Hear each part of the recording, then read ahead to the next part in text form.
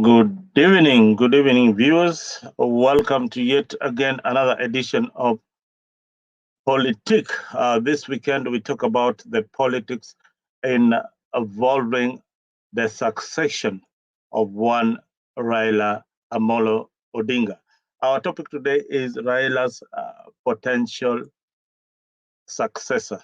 But first of all, my director tells me we have to play one important montage. Thank you. Good evening, good morning, wherever you are. Welcome again to another edition of Afrique 24. And today I am Muzalendo. Today I'm trying to be the panelist, be the host here tonight. In Virginia, it is 6:35 p.m. I hope that you have woken up well and ready to start the Monday. Today, we wind up the week with one of our most important topics, and that is in the politics of succession of one Raila Amolo Odinga. As the political landscape in Kenya is now evolving, the spotlight remains firmly fixed on the succession plans of the prominent leader. Remember, he's heading to the AU, and I want you to join us and discuss what impact will this have in the politics of the country.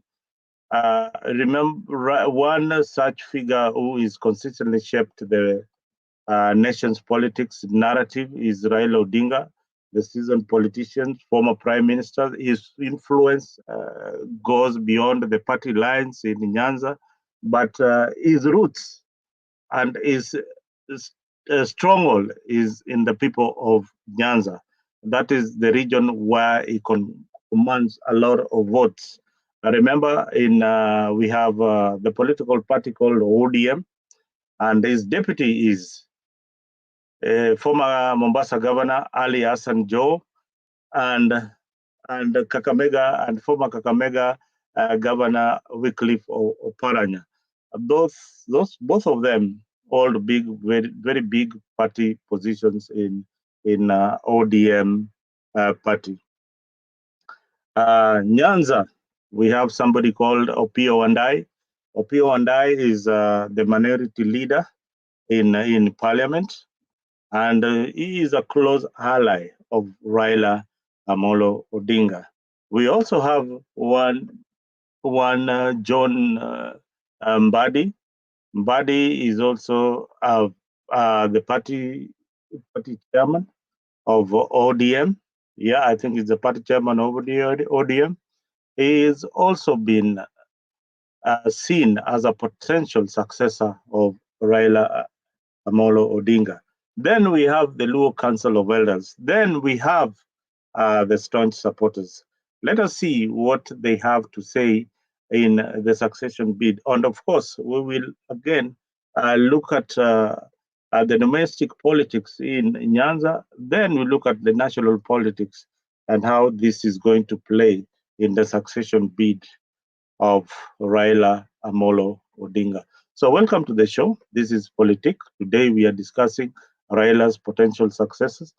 I hope you are all well, and we have Kenya revolutionaries coming in a short while, and so many people would like to join the studio. I've got the link out there. Please come and join. We talk about the politics in Nyanza and Raila's potential bid. Good year. I know you don't disappoint. You on the background there.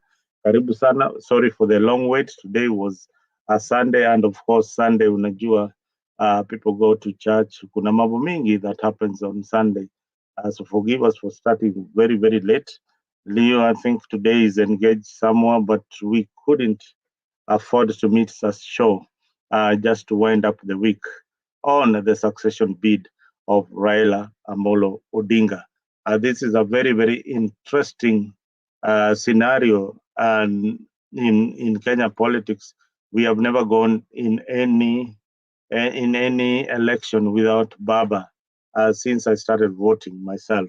I don't know whether you have been part of this game for the longest time, But we have also other kids who are playing big politics. We have got this young two gentlemen who are also, also giving the old guards in ODM a run for their money. This is one Sifuna and one Babu Owino. What do you think about Babu Owino succeeding Baba? People are still saying he's still too young.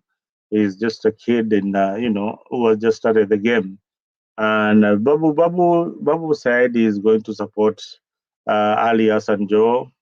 I don't know how much that is true, but if you're out there, Babu's stand, please come into the studio and we get to discuss this matter. And we have this other group. This is the other two strong potential candidates. The old folks in ODM rather support Wycliffe Oparanja. Oparanja comes up with the Western Bloc. He's Luya. He has been he's a seasoned politician, a very close ally of Baba, and people feel that he will be in a position to hold the party together, especially the Western Bloc, looking at how how the country has been voting. There's a lot of tribal alliances that comes in with the politics in Kenya today. So this is a game that we are going to watch. Ali Hassan Joho. Wow, this is the former Mombasa governor. Ali Hassan Joho is seen as also a potential Baba successor. Looking at the Muslim voting bloc, they have never been on the ballot on a serious bid, apart from Ali Abdudida. I remember that potential presidential candidate who gave during Kibaki's, was it Kibaki or Uru's time? He was a very, very strong candidate. And, we enjoyed the Ali Duba's politics then. So we have Ali Hassan Joe, and the likes of Babu Owino and the likes of PC Governor. I think this is going to be a very good alliance. Then we have this other team. Now this is where the issue is, and this is what has brought us this evening to the studio to come and discuss. This is the politics of Nyanza region. The politics of Nyanza region, as you know very well,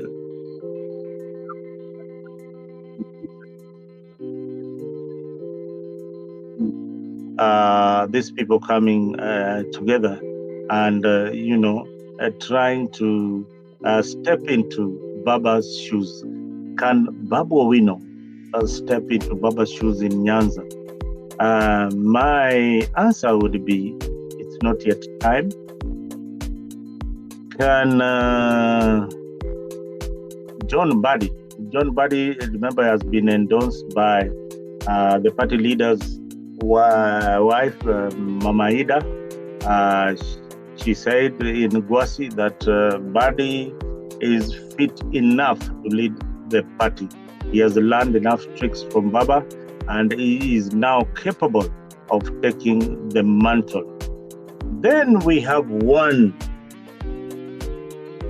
Wandai. Wandai is a minority leader. Wandai, I think, is cool. He's a bit reserved. He's not very vibrant in his politics. He takes orders from Baba successfully.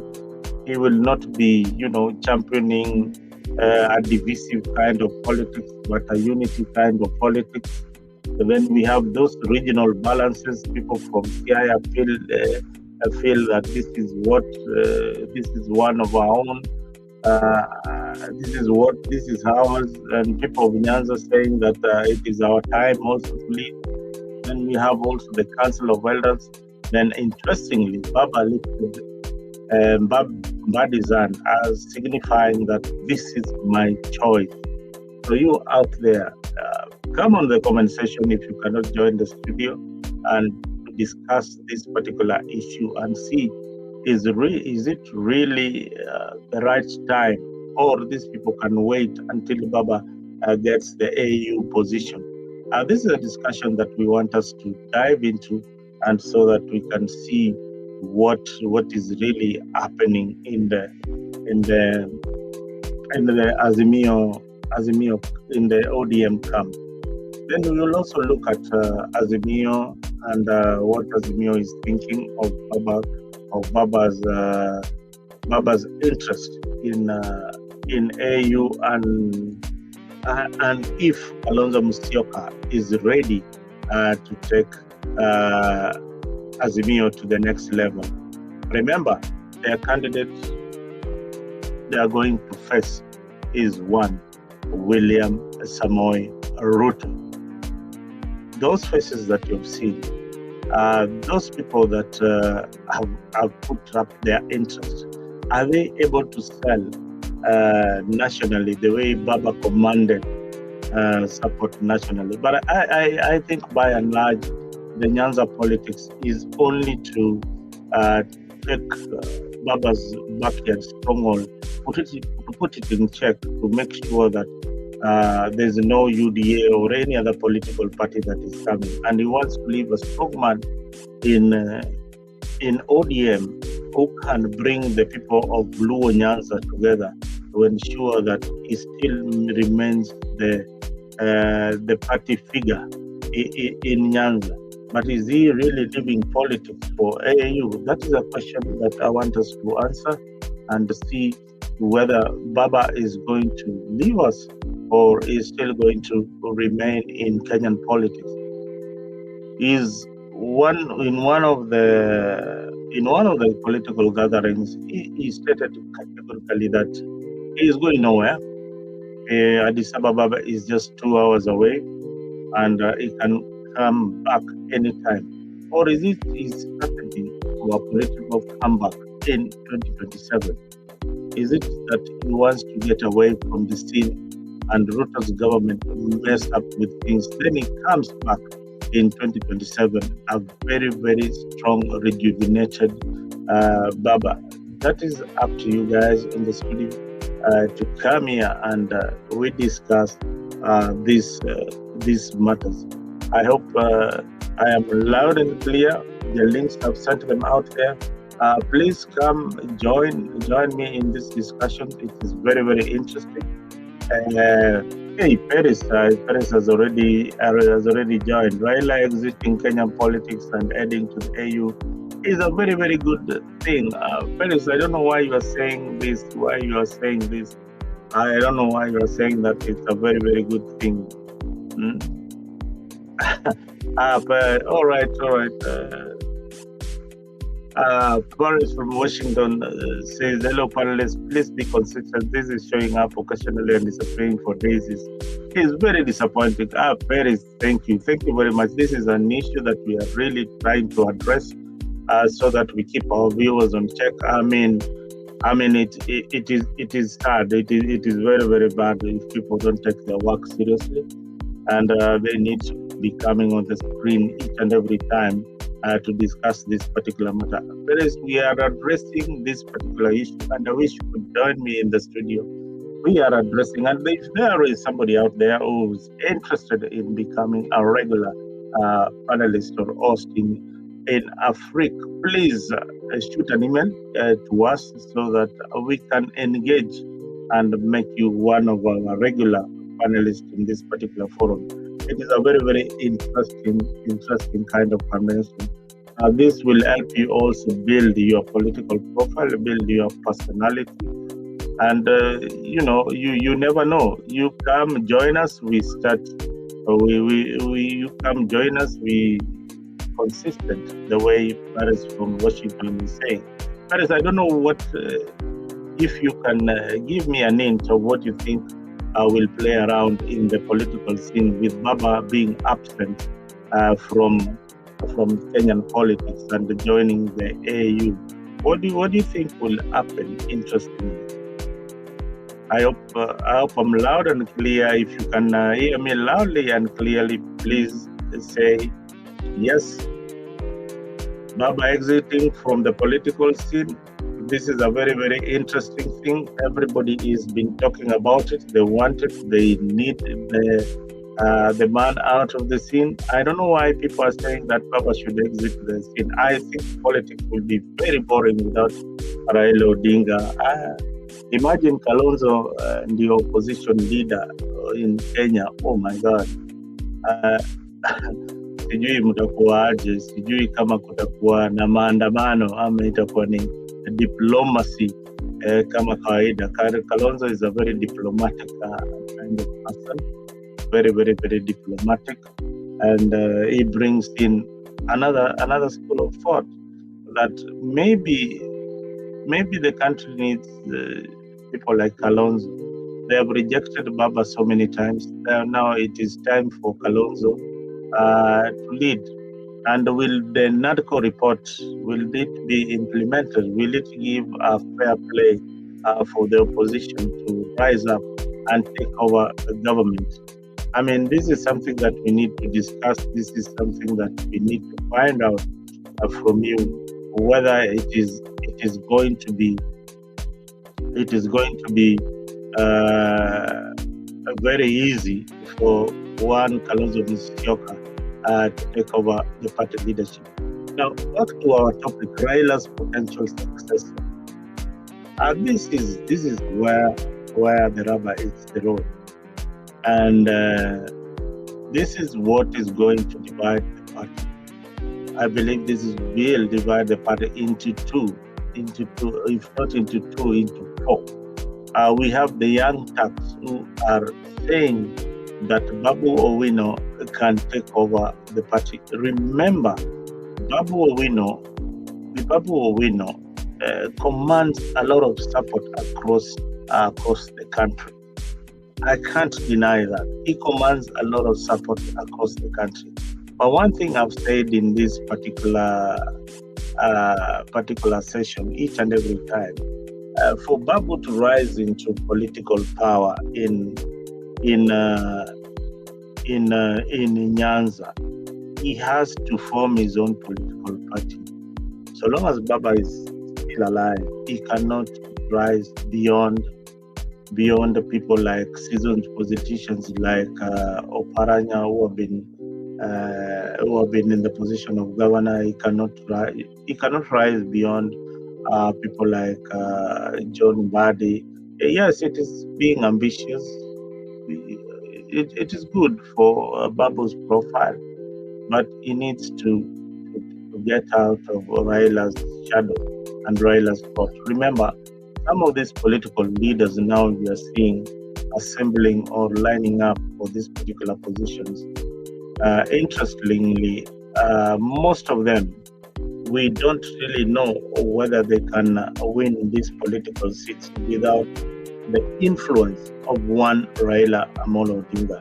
That is another aspect of this story, why most of these leaders don't want Baba to exit the political scene. They feel like Baba is a very, very, he has been helping them all along, and should there be a political contest, should there be a political contest, maybe a by-election, they will need Baba's support. And if he's in Addis Ababa, then remember the rules are very, very clear. He should not be engaging in politics. Although Kenyan politicians have already started twisting that and saying, no, Baba can still come back. These guys, they don't want Raila to leave the political scene. But I think the gentleman is looking for a way to leave the scene, and come back. Geoffrey Ruto, please join the studio. You've been away for quite some time. I need you to join and stop engaging on the column session. But join us and we discuss this particular matter.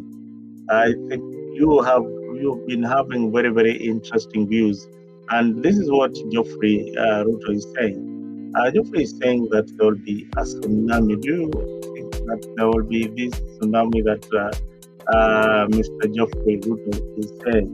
There is a tsunami coming soon politically after Raila exit from active politics. We expect divisions. Kalonzo is parting ways with Nyanza and Western leaders. I agree with you. The Bantus will join each other. Most likely, Kalonzo will definitely be on the side that Central Kenya is going to lie. If they're lying on the side of William Ruto, I will not be surprised by before the end of the year. But the only game plan that Kalonzo does in his sleeves is to join William Ruto. Otherwise, he will remain insignificant politically if he goes all the way without Baba's support in 2027. I don't know whether you are looking at this scenario this way, or whether if Kalonzo goes to the ballot against William Ruto, what is the likelihood? Or as Kalonzo just settled to be the opposition leader, he could have just settled to be an opposition figure and remain with Wiper. The president has made it very, very clear that if you join, you have to wind up your party. Nobody is willing to wind up their party to join a UDA. That is also another scenario, that UDA has to partner with these political big parties. But Ruto, I wanted to ask you a question. What do you think of the Nyanza politics? You in the comment section, what do you think about the Nyanza politics now that Raila will exit the scene? What is this storm that you're talking about that will happen, especially in Nyanza? What are you seeing? What are you anticipating? Because as we anticipate the right thing. We anticipated the election. It came true. We are now anticipating the future of Kenyan politics. The future of Kenyan politics is coalition. I don't think there will be a coalition in the name of Azimio moving forward. Azimio is in its deathbed. It's already divided. We have seen the likes of Kalonzo and the Western leader is called what is the name? I've forgotten his name. I've already started moving apart. They have decided not to recognize the NADCO report that he was part of. So Eugene Wamalwa, yes, that his name is Eugene Wamalwa. Eugene Wamalwa feels that the NADCO report did not represent the people of Kenya. So will it be William Ruto on the ballot alone? Because it seems that the opposition is already divided. It's a very, very divided opposition. But let me go back once again to the issue of Nyanza. Nyanza is very, very interesting. Very, very interesting. These faces that you see here,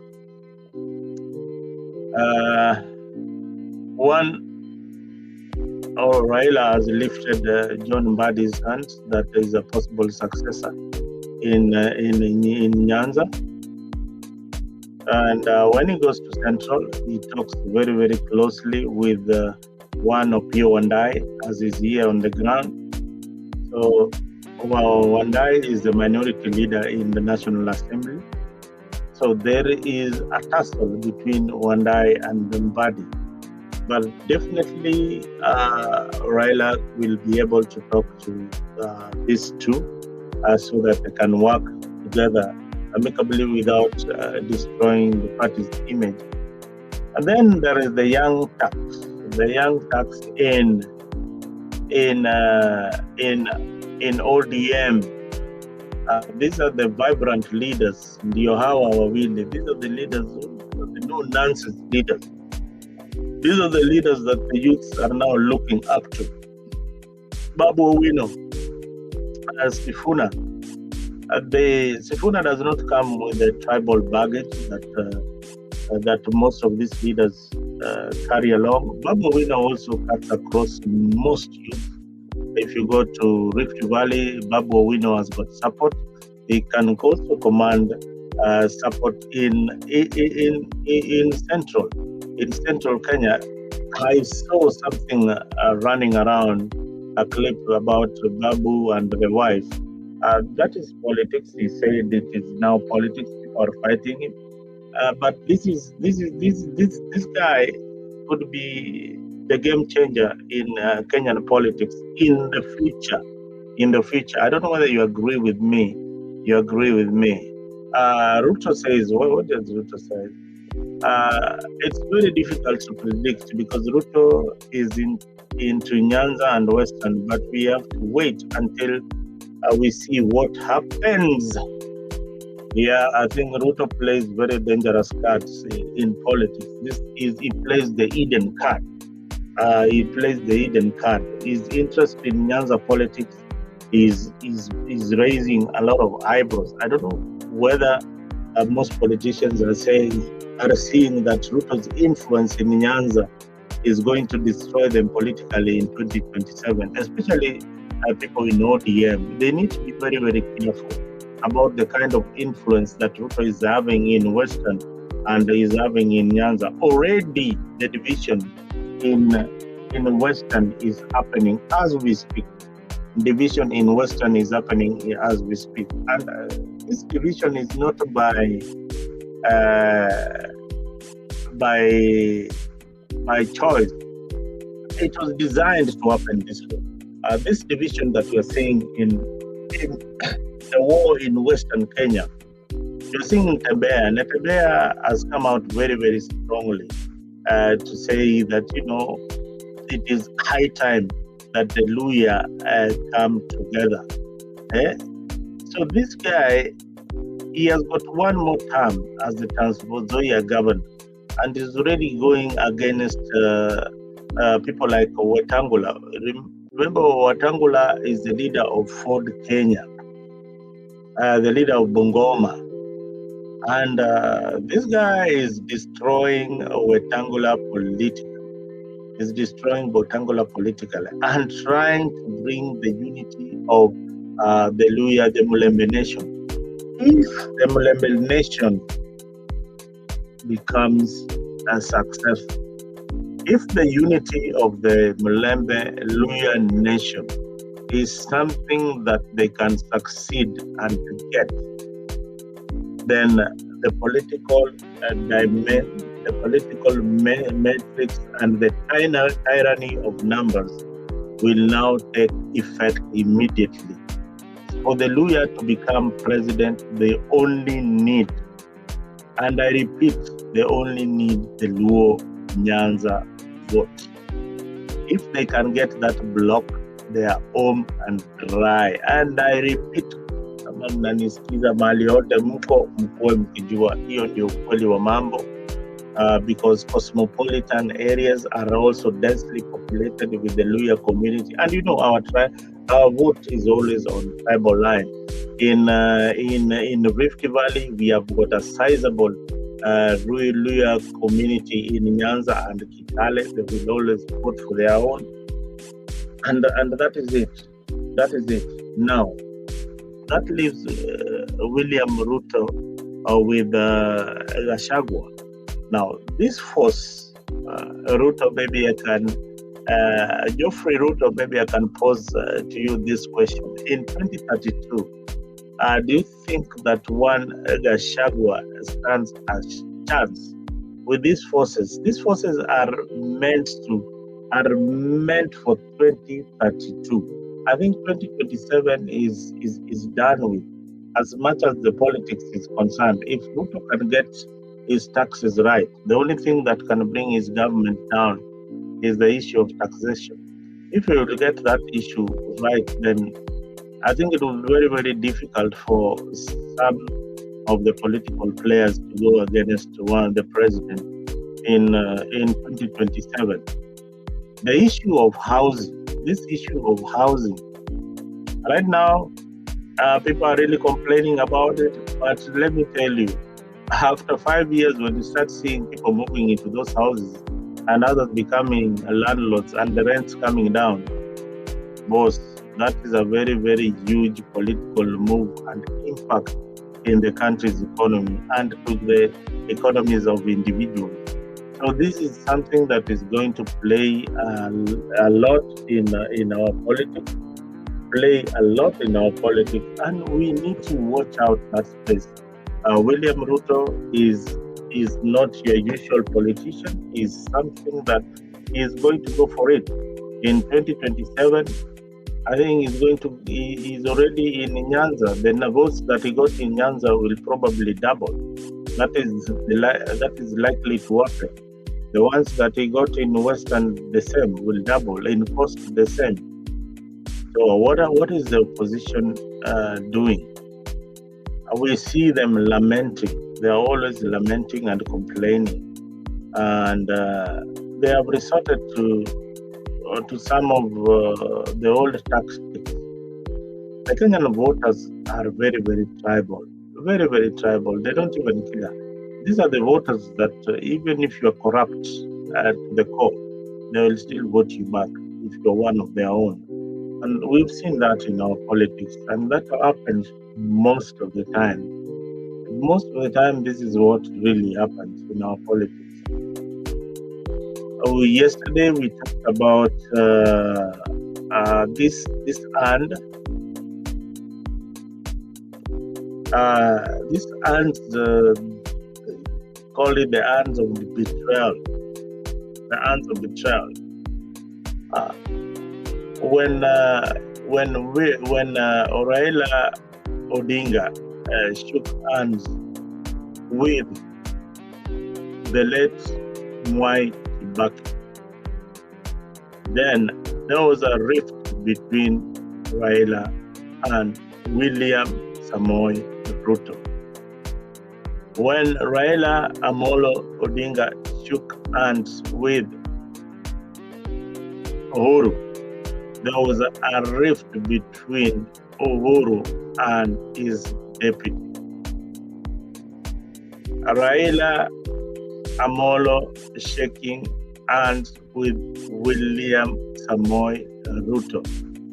There will be a rift between Gachagua and William Ruto. That is a fact.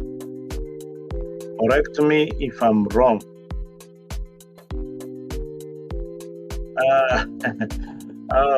Geoffrey Ruto says that, Riggy G is in a very good position. If he can bring together the central region, the Rift Valley is going to support him because of the support he gave for Ruto in the last election. Geoffrey Ruto, already you are seeing the young tax in UDA, the likes of Ndini Njoro, the likes of Ichungwa. Those young people are not ready for Riggy presidency. They are already dividing. The divisions started in Kiambu. And remember, there is also the hand of one former president, Uhuru Kenyatta. Uhuru Kenyatta still has got so many people who support him, so many people who will give direction. Politics in Kenya is about giving direction. There are people who will want directions from the leaders. And this is where Uhuru comes in handy. Uhuru comes in handy. So the politics is still going to be there. And the ODM camp, the two deputy party leaders, reports have surfaced revealing that two distinct camps vying to take the reins of Mr. Odinga within the ODM and his allies are aligning themselves with either Ali Hassan Joho or Kakamega Weekly for Paranya. Both hold positions of ODM deputy leader. Why am I bringing this point? Because the rift in the ODM is the same rift that will be in UDA. The young people in ODM are going to form an alliance with the with the other young group from UDA. Mark my words, that is what is going to happen in our politics. In 2032, Ruto will still bring the house in order. If they manage to change the constitution and bring back the other positions like the prime minister's position, then everybody will be happy. Our leaders will be happy. Kila mtu ataenda nyumbani na kakitu. Hiyo pia wanangojea. Nyanza leaders behind one Opiyo Wandayi. A group of opposition chief, Raila Odinga allies, from his home is now championing Mr. Wandayi as their preferred leader. This is a group from Siaya and the rest. They want that seat to remain in Siaya. Is Homa Bay agreeing with it? No. So another politics that is going to play there, and it is very, very dangerous. It divides straight into ODM, and this is the kind of rift that has been happening between Homa Bay and Siaya. They feel that the Siaya people have had it for a very long time. With Baba's exit, he needs to endorse somebody from Homa Bay. He has hinted very, very clearly that he supports one former Gwasi MP, Gwasi South, is it Suba South or Suba North MP, one John Mbadi. John Mbadi. So John Mbadi is coming out very, very, very, very, very, very, very slowly, and is actually towing the line. He's a good listener. I remember he wanted to vie against Gladys Wanga. It is Baba who talked him out of that. And he is a strong supporter of Raila Odinga. So people think Mbadi will not betray the party leader. It's important also to look at it that way. Mbadi will not betray the party leader, but can betray the people. So it is important that we look at all these things holistically and come out to a conclusion that the 2027 battle will be a tough one. Will be a tough one for the opposition. A very, very, very tough one for the opposition. Geoffrey Ruto, I hope I have answered you. The issue of Riggy politics, as much as Ruto would want to support him, I think is being set up to lose in 2032. Will have very, very strong opposition. Kindiki has not hinted if he would be interested in vying for the presidency.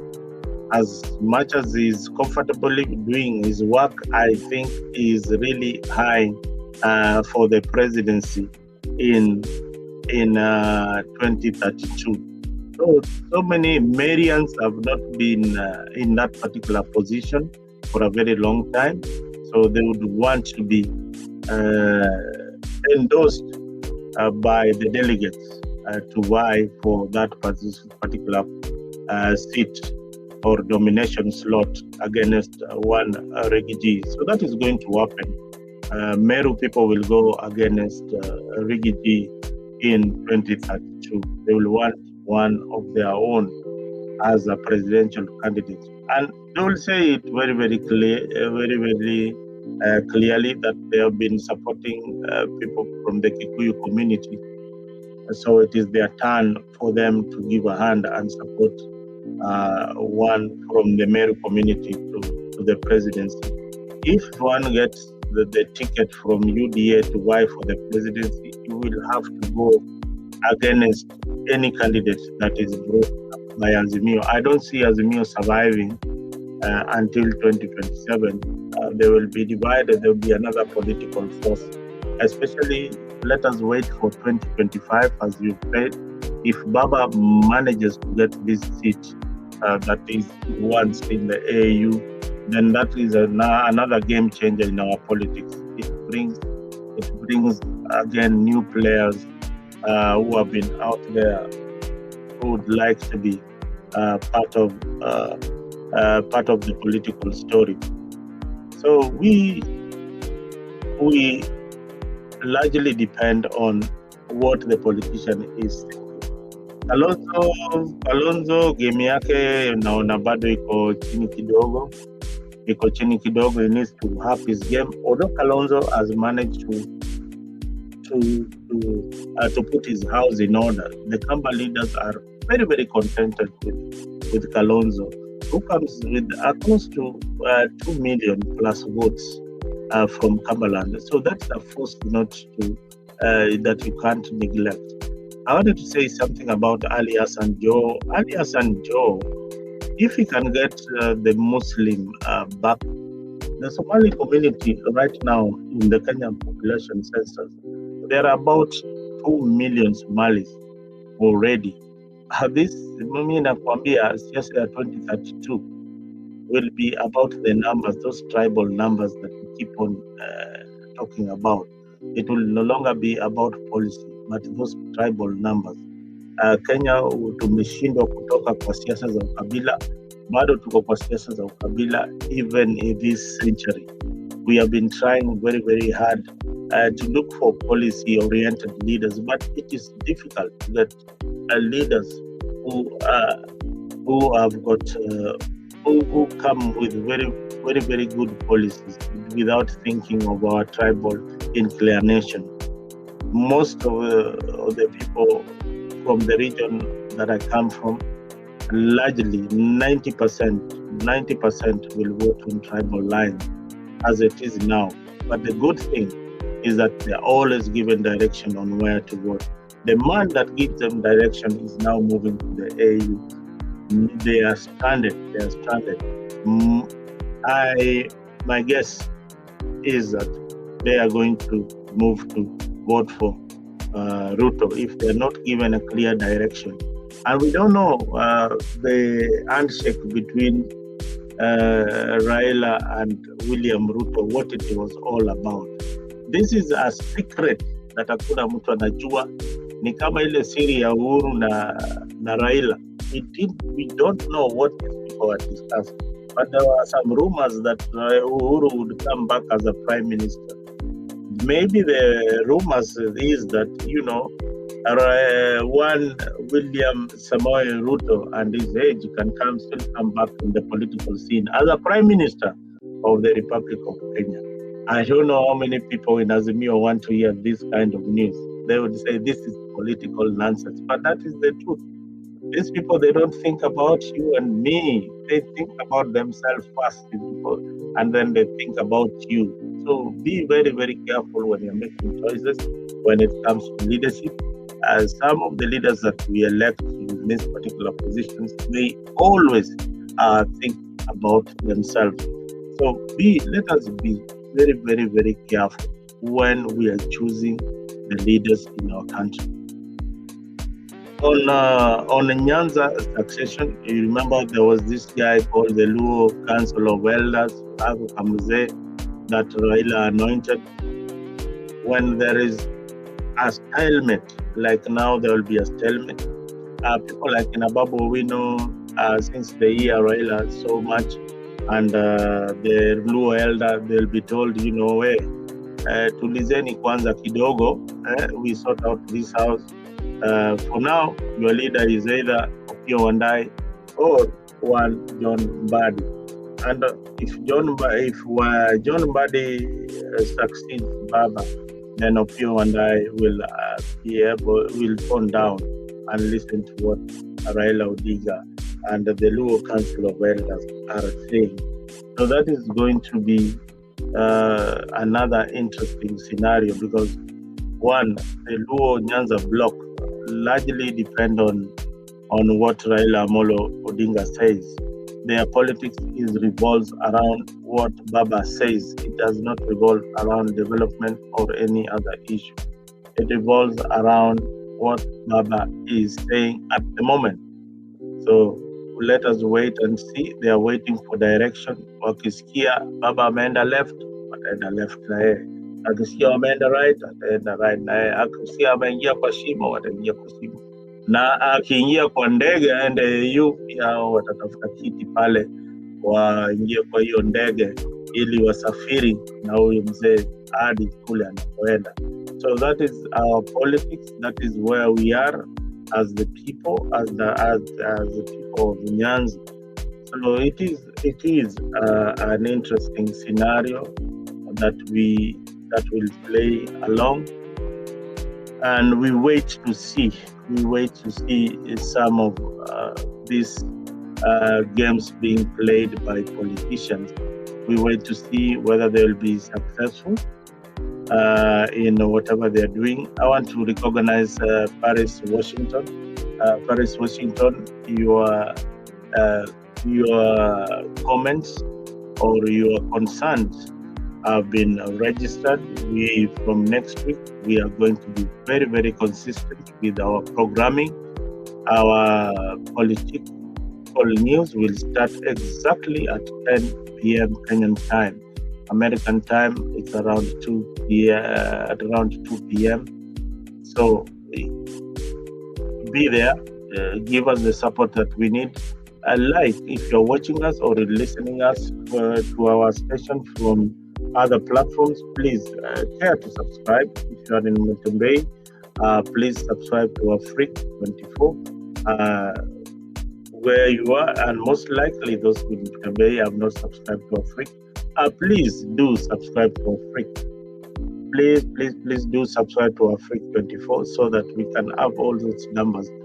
That is the most important thing. And Paris, please also do subscribe so that anytime we have a program going on, you will get notifications right on time.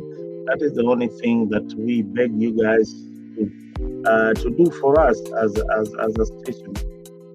We need those subscriptions. Like our page on Facebook called Afrique 24. It is on Facebook. Follow our story. Comment, subscribe, follow us on TikTok, follow us on Instagram. We are all on this platform. I mean, the internet is a hub of a lot of activities. But if you like our content, if you like our story, we are not biased. You can come to this station, hear your views, hear your thoughts without being abusive to anyone, especially the panelists who are there, who are trying to have a discussion with you. You can abuse our politicians the way you want, but again, be just respectful. Come here, share your views, and we will be able to give you the platform each and every particular day to come rant the way you want, because this is the only way we shape our country. We don't burn this midnight oil or waste our time on the comment section discussing the politics. It is because of the love that we have for our country. That war is what brings us together. It is what informs us of who we are, where we are going in our politics. And it's important you join this journey, because right now, I believe the president is on the right trajectory. We've seen the prices of things coming down. There are small issues. There are other bigger issues like the taxation. I believe we'll come around it somehow, but with the absence of the opposition, what are we talking about? What are we talking about? The opposition is very, very important, and we need a very vibrant opposition. Can Kalonzo fit the bill of being this figure that will step into Railas' shoes? Right now, we should have been seeing a lot of campaigns going on with one Kalonzo or Oparanja or even Joe going around the country and trying to campaign for 2027. But there's a lot of calmness in Azimio that worries me. That calmness in Azimio worries me, and it tells you that these people are not ready. They are waiting for Baba aende huko EU alafu waingie kwa stika serikali ya William Ruto. Hiyo ndio mimi maoni yangu tu kama mzalendo. Mimi naona ni kama hawa jamaa wanajipanga wanajipanga kuingia katika serikalini, na mtakuwa hapa mniambie kama waliingia ama hawakuingia. Hawa wataingia katika serikali ya Kenya. Hapo Western pia kuna siasa kali inaendelea bwana. Hii siasa ya huyu jamaa inaendelea kule Western. Hii siasa ni noma sana, ni siasa ingine we can't also ignore. This guy is coming out very, very strongly in Western, and he's saying the things that people want to hear. Siasa ni kuanticipate ni nini watu wanataka kusikia. So wao jamaa ameleta siasa kelele pale Western Nation. Molembe wanamsikiza, Ntembea saizi wanamsikiza sana. Huyu kijana anaitwa Ntembea anasema wale vigogo kina Mudavadi, kina Wetangula ni wakati wao wa kwenda. They have not been doing much for the people of Western Kenya, and you'll find young leaders behind these political figures. So I mean, this is something that we want to see. We want to see leaders coming, emerging, and saying, you know, we have been doing things this way for a very long time. It is time for us to have a break. It is time for us to have a break and come up with something that will help our community. So far, so good. So far, so good. So far, so good. Ntembea has got the public attention. He has got the attention from Western leaders by saying no way to Mudavadi, no way to this other guy, Wetangula. It is my time. It is my time to unite the Luhya community. And I said, Luhyas will be united. In come 2032, they will be united. Hii mambo ya kupiga kura outside the box, hawatapiga, na Raila pia will not be on the ballot. And this will play out very, very, very well for one William Ruto. And I told you, Geoffrey, on the comment section that this could be a political setup. Hii setup inaweza kuwa setup kali sana, ni setup ingine ya kisiasa, ile michezo ya ndani kabisa ile mwezi ona. Lakini sisi hapa tushaiona kwa umbali, tushaiona na tumejua ya kuwa there is a big setup coming in 2027 na kuambia ile kelele unaona pale Jacaranda, hii kelele yote itakuwa in support of William Ruto. Hii siasa yetu haina hatusupport watu kwa sababu ya policy. Hatusupport watu kwa sababu ya policy. Tuna support watu kwa sababu ya ukabila. Hiyo ndio njia nyingine ambao ile tuna support watu sana kwa ukabila. That's why we can't get very, very good leaders at the end of the day. If you go to each and every backyard, is the political affiliation that ile huko. And we have asked this question many times. Where is the minority voice? Where is the minority voice? If the minority voice in parliament is complaining, where is the minority voice of the people? If you go to UDA strongholds, there are people who didn't support UDA. They were in Azimio. Where are they represented? Wako represented wapi in those assemblies? The Constitution of Kenya never saw this. These people are not represented anywhere in the assemblies in Kenya. So today, in Politics Sunday, this is the kind of analysis that I wanted to give you, so that you can look at Kenya in a different political perspective, and look at this country in a way that I personally look at it. Look at it in a way that will bring development to the table in your living room. look at it in a way that our youths are going to get employment. Look at this country in a way that we will not have doctors striking each and every day. Look at our country, Kenya, as a way that you can talk to the president and tell the president that this is what you ought to do. Right now, Mr. President, I am talking to you about the issue of taxation. If there is one thing that will bring your government down, is the issue of taxes alone. The rest, you may score over 80%.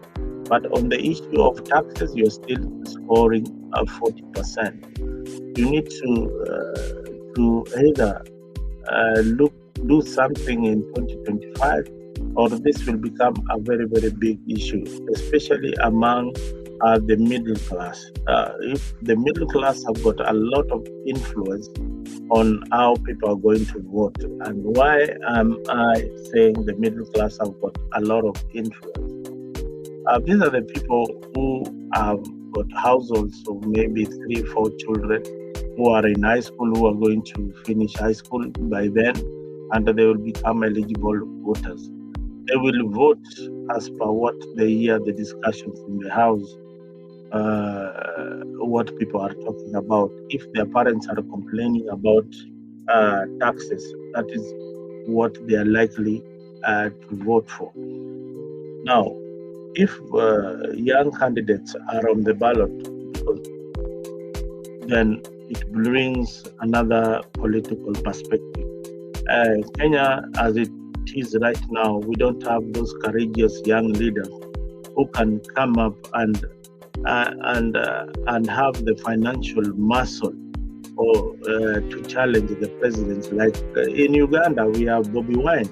Bobi Wine is doing a remarkable job against challenging the administration of Museveni. So we don't have that kind of leader yet among the young people. I feel that they do a lot of gaslighting. They don't have solutions that will impact the youth population that they normally talk about. Kenya is not yet industrialized.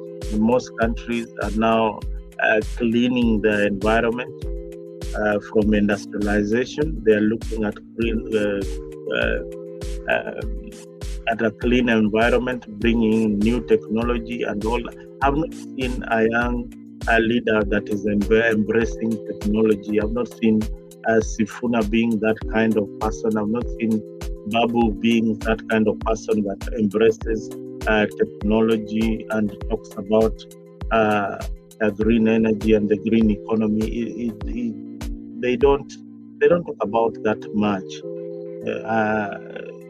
They are still confused with the politics.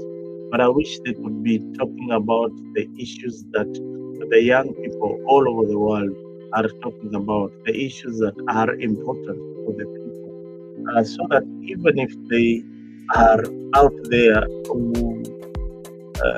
looking for positions of the presidency, they have got the youth behind them who are talking about the right things. Talking about the right things means talking about the job opportunities that are now being offered globally. Ruto is doing a lot of that. He's also facing a lot of backlash from the opposition, that when he's negotiating for jobs outside the country, when they're creating these apps for youth to come and do their work in the village, these community centers will help a lot, will help the youth a lot. So that is where the world is moving. The world will be on the internet, on your table, on your phone. You can work from anywhere, any part of the world. If you have technology and if you have the right government support.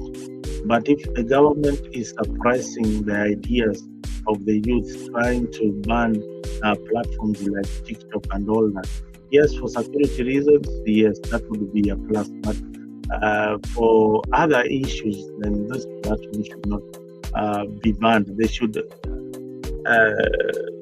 reduce the taxes on the internet, because most of the content creators in Kenya are the youth, are trying to make a living through content creation. A lot of platforms, tenuous and all, and even Africa are employing so many youth out there to put some food on the table. So this is an opportunity for so many people, young people, to jump in, see what the internet is offering. The other day you saw the owner of Facebook, and I don't know whether it's the president of Facebook who came to the country to sign a contract with the president that they will start monetization of Facebook in Kenya. This is a plus. If you are a Facebook fan and you have got so many subscribers followers on Facebook, tell them to like your page, to put some comments on your page. This is so easy to make your friend who is out there a millionaire, and you build each other. If you have got 5,000 followers like myself, why can't you just go to the page and like, and then we also do the same to your pages 5,000 times, and we will be in the money. Easy V2 for Kenya. Please, this thing I'm telling you is so important. If you are a content creator or you have a Facebook page that has got followers, go out there, go do your content, talk to people who are following you to follow you, and you also follow back. I've got a group that is doing that, led by Nixon Omolo. Nixon Omolo is doing a very, very good job, on the issue of marketing other artists, and it is paying off. I wish I could invite him here. I look for him today or now. I need to look for him so that he can join the panel and see what Nixon is doing. And he has a great potential in what he's doing. So Noah's Ark, Noah's Ark, United We Stand, is doing something great out there. And please, we want you to join. Noah's Ark doing a great thing for our artists. So Nick is doing a great job for our artists. And I will one day invite him once again here to tell us what he's doing in the art scene. So this is something that I would want you guys to embrace each other. Look at the opportunities that are being offered on the social platforms. Kwa social platform, you've seen people in TikTok making a lot of money. You've seen people on YouTube also making some good money. And now Facebook has started monetization in Kenya. Why can't you support each other on your pages? For example, support each other hapo kwa mapages zenyu, mwanze kupendana, mwanze kufanya nini, and build each other. I was talking about this one in particular. It's called Noah United We Stand. Noah's Ark is a group of artists who have come together from all over the world to build this platform, to build each other. So you subscribe to that practical platform, you like it, they like your page back immediately. Wacha hii mambo ya kesho na manini. I can give you a link to that platform. Check out Nixon Omolo as the artist. Nixon Omolo is the artist who has started this particular venture. And check out for Nixon. Nixon is a very, very interesting young man. He lives in the US. He started a platform for Kenyans to support each other. So even as we talk about politics, let us support each other in business. Support Africa. Support the politics show that comes each Sunday. The only thing that Africa is asking you is to subscribe. Like I have got followers who are watching my show on Mtembei platform for free. This content, and you have not subscribed on my channel, please do subscribe on this particular channel. Subscribe on this particular channel so that we can be bringing for you this content each and every time. So why am I talking about Noah? Noah Nixon Omolo, the artist. Look for his page on Facebook. When you look up for his page on Facebook, he's a reggae artist singing some very, very good and nice gospel music. No, reggae tunes, not gospel, reggae tunes. And so look for him, chat with him. He will give you a link. And when you send him a link, he will like your page, he will subscribe to that page, and he will invite you to a WhatsApp group that has got all these artists from Kenya. Imagine all the artists in Kenya in one platform, and each and everyone is subscribing. And he keeps on reminding you, hey, there's a new one who has just come in. Subscribe, like the page, and leave a comment. That is what we want. We want people who are thinking outside the box. Internet hapa kuna pesa, but hii pesa ya wazungu tutaitap namna gani? Fikirie kama Wakenya, let us think. If Geoffrey Ruto on the comment section, you have a Facebook page, bring the link, let a link. I'll tell my subscribers in Africa to go to Ruto's page, Good Year's page, subscribe, like, leave a comment. When monetization of Facebook starts, as the president has said, muko na pesa kwa mfuko. Sasa hiyo ndio pesa tunataka. Hiyo ndio pesa tunataka. Let us not waste a lot of time on the internet, and yet we are not making any money.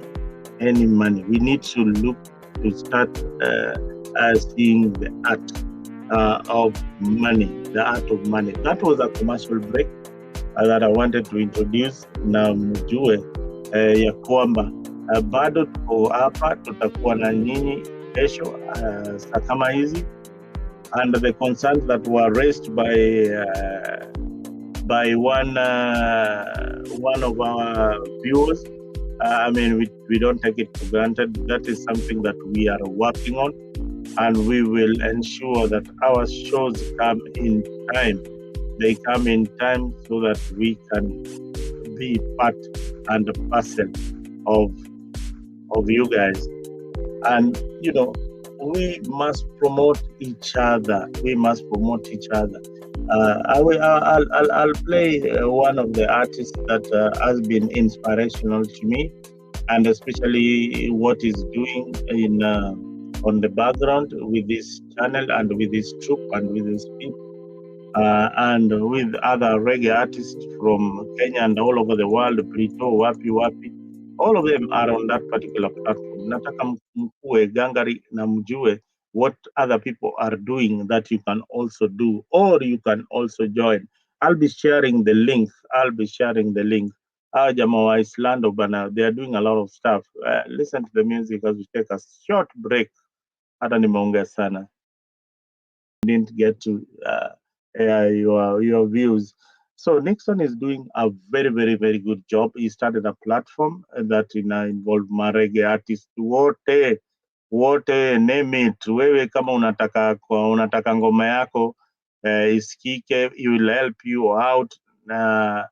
Make sure umeingia kwa iTunes, umeingia kwa Afrika, umeenda kila mahali na pia tukakufanyia interview hapa kwenye hii channel yetu. So hivyo ndio tuna build each other. That's how we want to build each other moving forward. We don't just want to come here talk about politics most of the time. We also want to come and build our friends. We want to come and show you what they're doing. We want to come and show you what they're doing on the other end. So that is exactly what we do here in Africa. We have got so many shows that are also lined up. So please, if you've got an idea that is so great that you think that we can be very, very helpful to put it out there, manze jitokelezee hapa, we discuss those particular issues, and we see what will happen next. So hizi ni vitu tunaongea hapa kama Wakenya tunapendana. We want to see your success in most of these particular areas. So if you succeed in the internet, it will be a pride for for Africa to see us all succeed at the same time. If you are listening to this particular broadcast from Mtembei platform, please just take your time, enda tu up or down, uende usubscribe kwenye channel ya Africa. It's not much to ask for, and then you'll be getting all these contents that we're trying to develop and trying to bring up other artists to wakuje kwa station waongee mambo yao, waseme vile wanataka. Unajua, that is what we are doing, and we are doing it to build each other. We are doing it to ensure that we are all on the same page. Either kama wewe ni msanii wa mziki, kama wewe ni msanii wa mziki, please tafadhali njoo kwenye hapa Afrika. We have got something for you. We've got at least tuko na kitu tutakupatia, whether it is music, whether it is what, tutakupatia ngoma hapa, and we'll give you the platform to air whatever you want to air. So that's what we do, here in Africa. Today we were talking about the politics of our country, the people who have made a difference in our politics. People like Raila Amolo Odinga is going to AU on Wednesday. We have an AU official who works with the AU and a lawyer by profession will be coming to tell us what chances Raila has in AU. So don't miss the Wednesday interview that will be brought by Leo and his group here on Wednesday. Tafadhali, stay locked, stay tuned to Africa. This is where we have the political shows that you like. We occupy this space. We have the freedom to come and express yourself on Africa. Hapa we don't gag anybody. We don't gag any particular person. And if you've got interest in media, please tafadhali, ninakuambia hii kwa mara ya mwisho. If you've got interest of being a presenter, interest of, analyzing our politics, reach out to us. Reach out to us. We will give you a chance. We will give you a chance to air whatever you want to air. Reggae zamani mtaa walikuwa wanaimba poa sana. Hey, Black, reggae siku hizi ndio imeshika, si reggae imeshika sahii mbaya sana siku hizi. Sijui siku hizi sijui wamepotelea wapi manze. Hao jamaa wako ndakuchezea ngoma ya reggae hapa, ile complete ya Nix. Wako mimi niko kwa group moja ya reggae. Niko kwa group moja ya reggae. Naona maartist wanakuja kila wakati na wanaimba ngoma mzuri. Even the D's have some good DJs from the UK. One lady, I'll invite her in on the forum one of these Sundays. Tunaita hizi Sunday, tuna relax tu, tunapiga mastori zetu tujue ni kunaendaje na hao wasanii. This new generation, hakuna reggae music never dies, man. Reggae never dies. Reggae ni ile. Reggae ni ile. Reggae iko na message ndani. Each and every musician wa reggae ukiona anaimba ngoma, kuna ka message anajaribu kutuma pale, ka inspiration anajaribu kutuma pale. Kuna ka inspiration anajaribu kutuma pale. Na kuna historia aka jamaa, kuna historia huyu jamaa bana. Huyu DJ, huyu DJ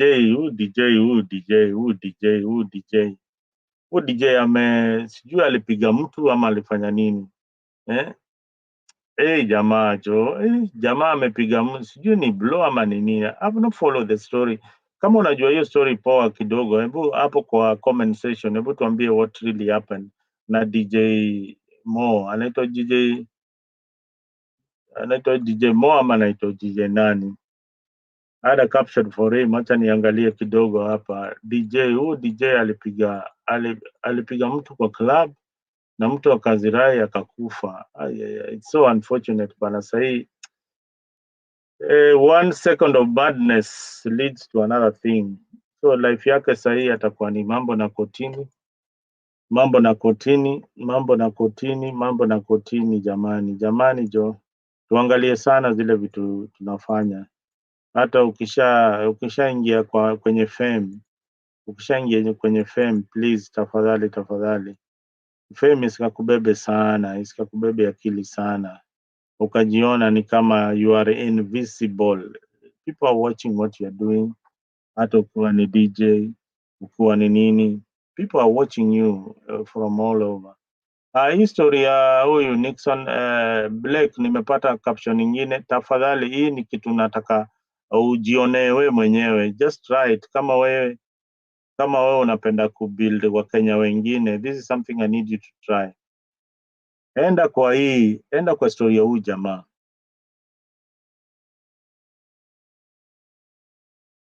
Enda kwa story ya huyu jamaa. Hii ni story ya Nixon Omola. I covered this guy sometimes back up a few days ago. His story was so inspiring. Jamaa ametoka Umo, alikuwa ni kauzi, amesanya sanya tu vitu, but he was a bright chap. Alikuwa ni mwerevu sana. Alikuwa ananyonga nyonga tu watu pale mtaani kiasi akibaiba, anaiba maembe. Kuna story amepiga pale ati alikuwa amepatiwa pesa za chips na mwalimu, akaenda kama amesanya hizo chipo akazikula zote, na 20 bob, na and the reason why alikula hizo chipo za mwalimu ni alienda home akapata hakuna food pale home, so kurudi shule mwalimu anamwita, hey, can I send you, kuja hapa Nixon, nataka kutuma pale ununulie chips ya 20. Akaenda akabaia mwalimu chips za 20, kubai 20 manze, akaonja ya kwanza, ya pili, ya tatu, ya nne, kufika shule jamaa ana chipo bwana, ameshakula hizo chipo zote bwana. That story was so interesting. So mwalimu naye hakukuwa amemark vile shule inakuwa na watu wengi. The teacher did not mark ule alikuwa ametuma. So jamaa ameenda akanini, akasosi hizo chipo kabisa, akazikula kabisa. And that is how he ended up, escaping from some beating from the teacher. So later on in life, he moved to the US, lived in the streets, became homeless at some point. Akakaa kwa streets anapiga gitaa yake, got an education from the streets to the ledger books. Sasa ni accountant in a very, very big firm here in the US. So Nixon has opened a page. Na hii page ni poa sana. Hii page nataka muingie pale kwa hii page muweze kusubscribe kwa hii page yake, inaitwa Nixon Omolo Heritage. Hii page ni page ya wasanii. Mkiingia pale, kama we ni msanii, kama we ni artist, everybody in that particular page wataenda wa subscribe kwa channel yako, wa subscribe kwa ngoma ile umetoa, especially wasanii. Ukiwa kwa art field, ukiwa kwa social platform kama Facebook na unataka support, wataenda wa subscribe kwa pages zako zote, and they do it real time. Wacha hii yenyu na wabembeleza hapa manze, subscribe ya free, subscribe, na bado hata msubscribe. So ni story ingine lazima tuangalie kabisa, how we are going to support each other kama wasanii ama kama content creators. And this guy has got the platform, he has got the heart to help Kenyan artists to grow. These are the kind of stories I would like to see a lot. And even for young people who want to be in positions of leadership, I urge you to look at the people who are making a difference. Nixon Omolo African Heritage is somebody who is making a difference, from drugs to the ledger books in the US. That is a big leap, a very, very, very, very big leap. in life, and it's a good story for somebody who came from a very humble background and from the streets of Eastlands. Sisi kama watu wa Islando, mimi ni mmoja wa watu wa Islando, tunajivunia kuwa watu wa Eastlands. And watu wa Eastlands, unajua tukiachieve ka kitu kadogo manze, lazima tuiangazie because we did not come here by chance, na iko kwa rahisi kufika mali watu wa Islando wamefika. Kina Ghost Mlay ukimwona kana chakachaka hapo kama hao ni watu wa Eastlands kabisa. Ukiona kina mwingine naweza sema ni nani, kina Matthew Watermax, ukiwaona wana tumestruggle tukafika mahali tumefika, na ujanja na nini na kila kitu. Sisi bado ni wale wale watu wa Eastlands. There are so many people from Eastlands. Kuna jamaa when I was growing up uh, in Eastleigh, uh, kuna jamaa anaitwa Joshua aliperuka na ndege kitambo sana akakuja hapa US. Siku hizi ni mwalimu. He was a very good basketball player. Kuna marehemu Tom Munyama. Those are people who have made a big difference, and here in Africa we want to celebrate people like those and we salute them. Tom Munyama made a very big impact. Jamaa anafanya job city council na ana manage kuleta wasee majuu, anawaleta wasee majuu through scholarships za basketball. Manze huo jamaa marehemu, may his soul rest in peace.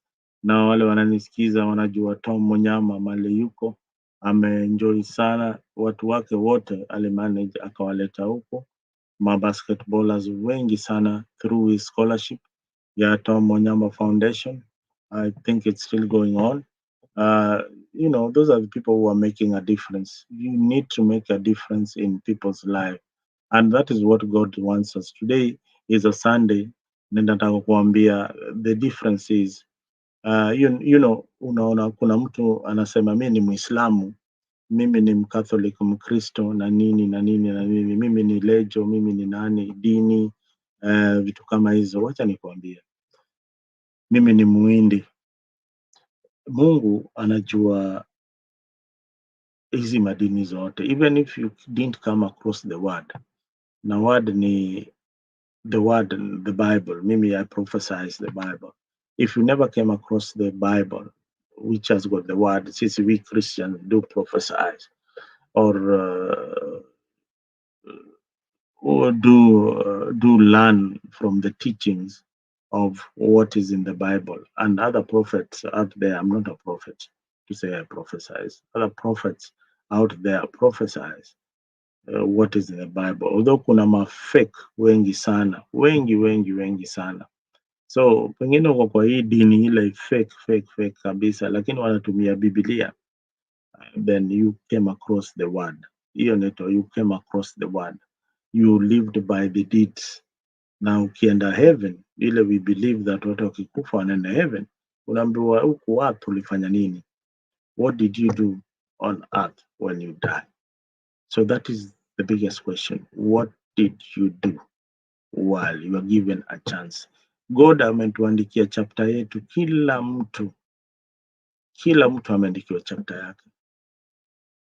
When, how, and the time you live. But if you left this place a better place, uwe ni Muhindi, uwe ni nani, you'll be judged by your heart. That is the most important thing that you all ought to know, that you'll be judged by your deeds. So even the politicians, wale wanaiba pesa zetu, watoto maorphans cannot go to school because of politics. They cannot even bring a simple bill that gives us free secondary education. Ole wao, you'll be judged by your fruits. Umeenda hapo umekula, umejenga tu ghorofa like where I come from. Ukienda county sahii, any hotel that is a pricing ile inuka juu. Ukiona kwa county ukienda sahizi, hotel yote iwe ni Western, Nyanza, wapi, zile hoteli magorofa, uwe uko unaenda Eastern, magorofa zile zinakuja zote ni za wafanyikazi wa county government. Wengine ni waheshimiwa wa county, wengine ni magavana. Kazi yao ni kupora pesa yetu, in the name of giving us services.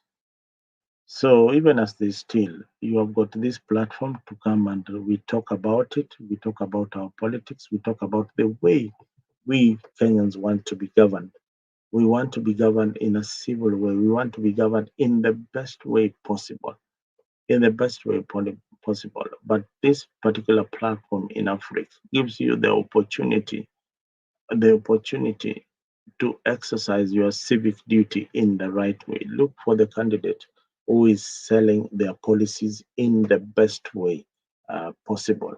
And this is the candidate that tutamwangazia. We will talk about them. We will ensure that we will give them the platform that they need. And Africa is the place to be. Na hivyo ndio tunataka kila mara that tuko hapa make sure that tumeangazia the people making a difference, tumeangazia what is happening in the society, especially in the political scene and in the social scene. So with me, I hope that I'll be doing the right thing by engaging you here each and every day. To make sure that you get the right content, to make sure that we bring the right people on board, to make sure that we have got the right mentality that will make a difference in our country. So that's exactly what we want to do. I saw Geoffrey Ruto put up something there, and I wanted us to look at this particular issue. Jamaa, DJ Jo anaitwa DJ Joe Mfalme. DJ Joe Mfalme buda ameenda club kama kawaida, ye ni kaseleb, anajuana na who is who in society. Huyu Karao pia ameenda pale, pengine ameanza kuonyesha pia yeye ndiye mi ni polisi, hao mapolisi vile wanapenda kwenda kwa club wanajionyesha I'm the law. Then kwa bahati mbaya I think jamaa I don't think DJ Joe Mfalme walikuwa na intention ya kumuua, but ni ile tu scuffle za club, umepiga katei kako umewaka nini. It has happened. Hata mimi zile nyakati nilikuwa na zimeza meza. I used to have those episodes za kujifanya mimi ni otero. So in the event you really get hurt. In the event unaweza hata pigwa na chupa kwa kichwa. Mi kuna jamaa alinipiga na chupa kwa kichwa, man. I felt like killing him the next day, but niliangalia the consequences of kupiga jamaa ama kuua jamaa ama kumpeleka huko mbele, then would have been there. Na unaweza lipa pesa mingi sana. So vijana kabla mufanye kitu yoyote, ukiwa umekunywa pombe zako, umekuja mogoka yako, umefanya nini, umekula bebe yako, umevuta bangi zako, please avoid violence. Avoid violence. Avoid violence. Avoid violence. Avoid violence, jamani. Avoidini violence kabisa. Avoidini violence kabisa. Juu jamaa leo ako inda ama ako wapi? Sijui kako wapi. Pengine uko hapo kwa comment section unajua DJ Joe Mfalme ako pande gani? Utuambie manze, huyu jamaa anakula maragwe pande gani? Na hivyo ndio Ruto alikuwa anasema, we've seen our politicians also getting away with such crimes. Getting away with such crimes. So ni vitu zingine lazima tuangalie sana. Hii story ilikuwa dramatic sana. Huyu DJ Joe mfalme anaitwa Joseph Mwenda, watu wengi sana wamwitaga Jose, wanamwitaga Jose. So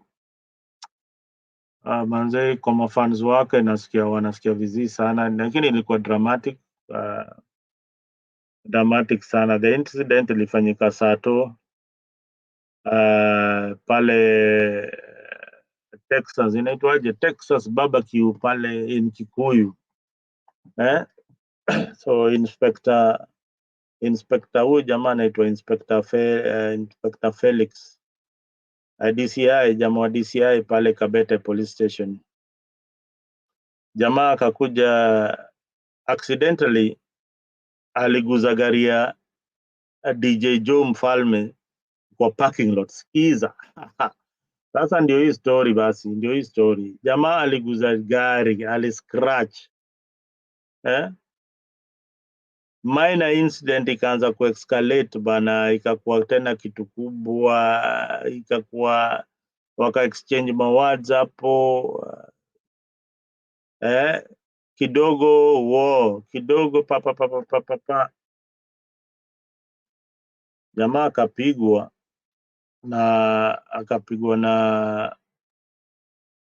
na DJ, alipigwa na huyo DJ, and of course pengine mabeste wake pia waliingilia hiyo fight at some point, I don't know, I'm just speculating, lakini jamaa hivyo ndio alidai. So body yake iko pale Umash funeral. Nani pia nangoja kupelekwa kotini pengine Monday ama after investigation zishakamilika, atapelekwa pale afunguliwe mashtaka. So manze, if you're watching the channel, if you go pale kwa other platform, please subscribe to Afrique. Hii content ni noma sana. Tafadhali subscribe to Afrique, come in numbers. Tupige story hapa.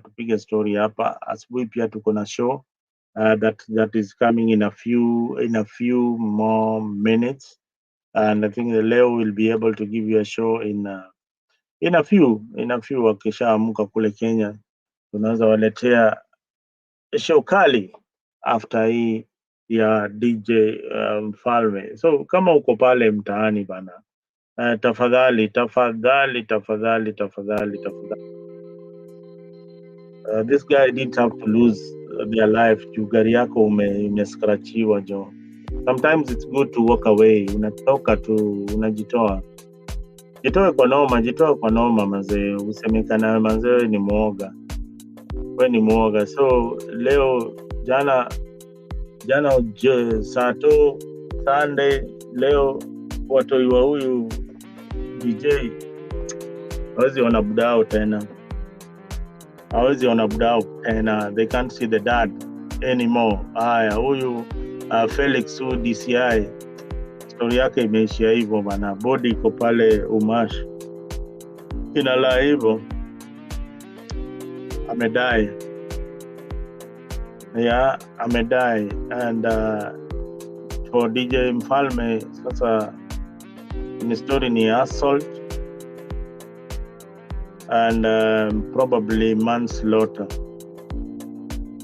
And hiyo place kama ilikuwa na CCTV, tutapata hiyo story vizuri sana kwa hizo CCTV. But unajua tu Kenya bana, Kenya justice uipate justice manze, lazima the who is who ndio upate justice man. One day everything will change.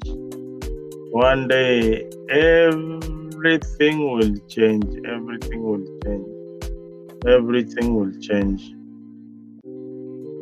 And we believe it will change to the better.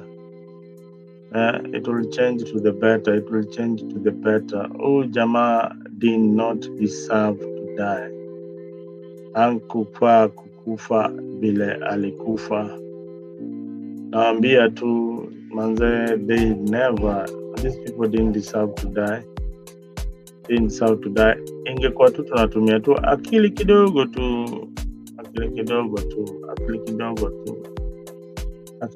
tu jamani, huyu jamaa angesurvive na tukue na yeye mpaka wa leo bana. So hizi vitu ni lazima tuziangalie, tuangalie tunaishi na watu namna gani. Tunaishi na watu namna gani bana. Hii story ilinishika sana tu. Mtu afai manzeju ati gari imepata ka scratch ka dent pengine ungeenda kutengeneza na 10,000 ama hata ikiwa na 20,000. Saizi unaenda ndani, unaenda lesson gani umefundisha jamaa? Umetumia mangumi, umetumia mateke, wewe pengine ni weida, jamaa pengine alikuwa amelewa yake yote aka scratch gari yako. Gari yako iko na insurance, definitely.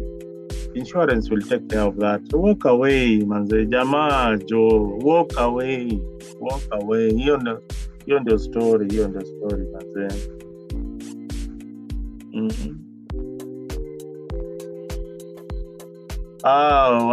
Okay. Wow, sasa Ruto ameleta story nyingine hapa. Manze Ruto, wacha niguzie hii story yako ya polisi, Kenyan police to Haiti.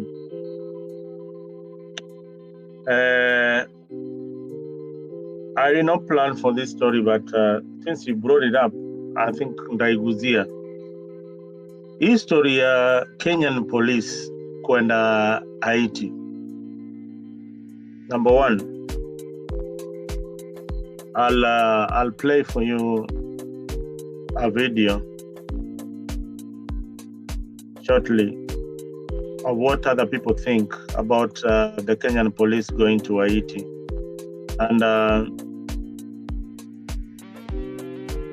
and just give me a second to look for this video of the Kenyan police going to Haiti. Nitaipata tu sahi. Man of God did for me something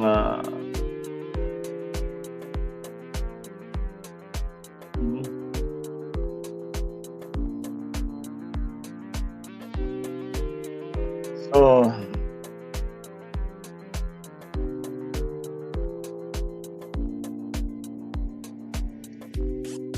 I have got something about Haiti. You can, here in Africa, we will not miss anything about anybody. Tutaipata tu sahi history ya Haiti, uone what other people think about the story in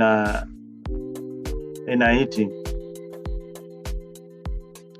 Story ya Haiti kama kawaida ni story moja everybody is talking about, and I wanted us to look at it. My name is Jack, and I'm making this video to send out my condolences to the people of Haiti. Just letting the people of Haiti know that we are all praying for you, and we all standing with you. I know we're at a time right now that the world is split up. You know, some people more focused on the people of Ukraine and people of Israel and people in Palestine. But as people, as Black people in a whole, we want the people of Haiti to know that we are praying for you all, that we are standing with you. And also as Black people in general, I don't care where you're from the Caribbean islands or you're from Africa, we need to all come together and stand with our people. Just like we are quick and we are pushed into supporting others rather than our own people. Like I said, I'm not trying to make this video to try to cause division, but it's time that we as Black people, we need to really start sticking up for our people. And I also want to thank the Kenyan government also, for sending military out there to aid them, because right now nobody's really, stepping up to help. Everybody's going there and just doing, cover their own people, to save their own people. So they have children out there who are going through, who are suffering right now, just like the children in Ukraine, just like children in Palestine, just like the children in Israel. We are people also, and as an African nation, we really need to really start, standing up for our own. Most importantly, and it's just not with Haiti. It's also with Sudan, South Africa, just all over. We really need to start, focusing on our own before we can focus on anybody else. Because there's no way you can help somebody if you don't care about your own. Thank you. Oh, okay. That was Jack, man of God.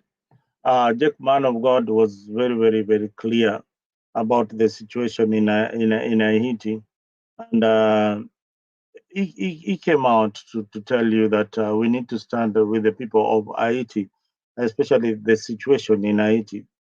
Kenyans don't look at things in a selfish perspective. I look at things in a humanitarian perspective. Haiti has not had a government for a very long time.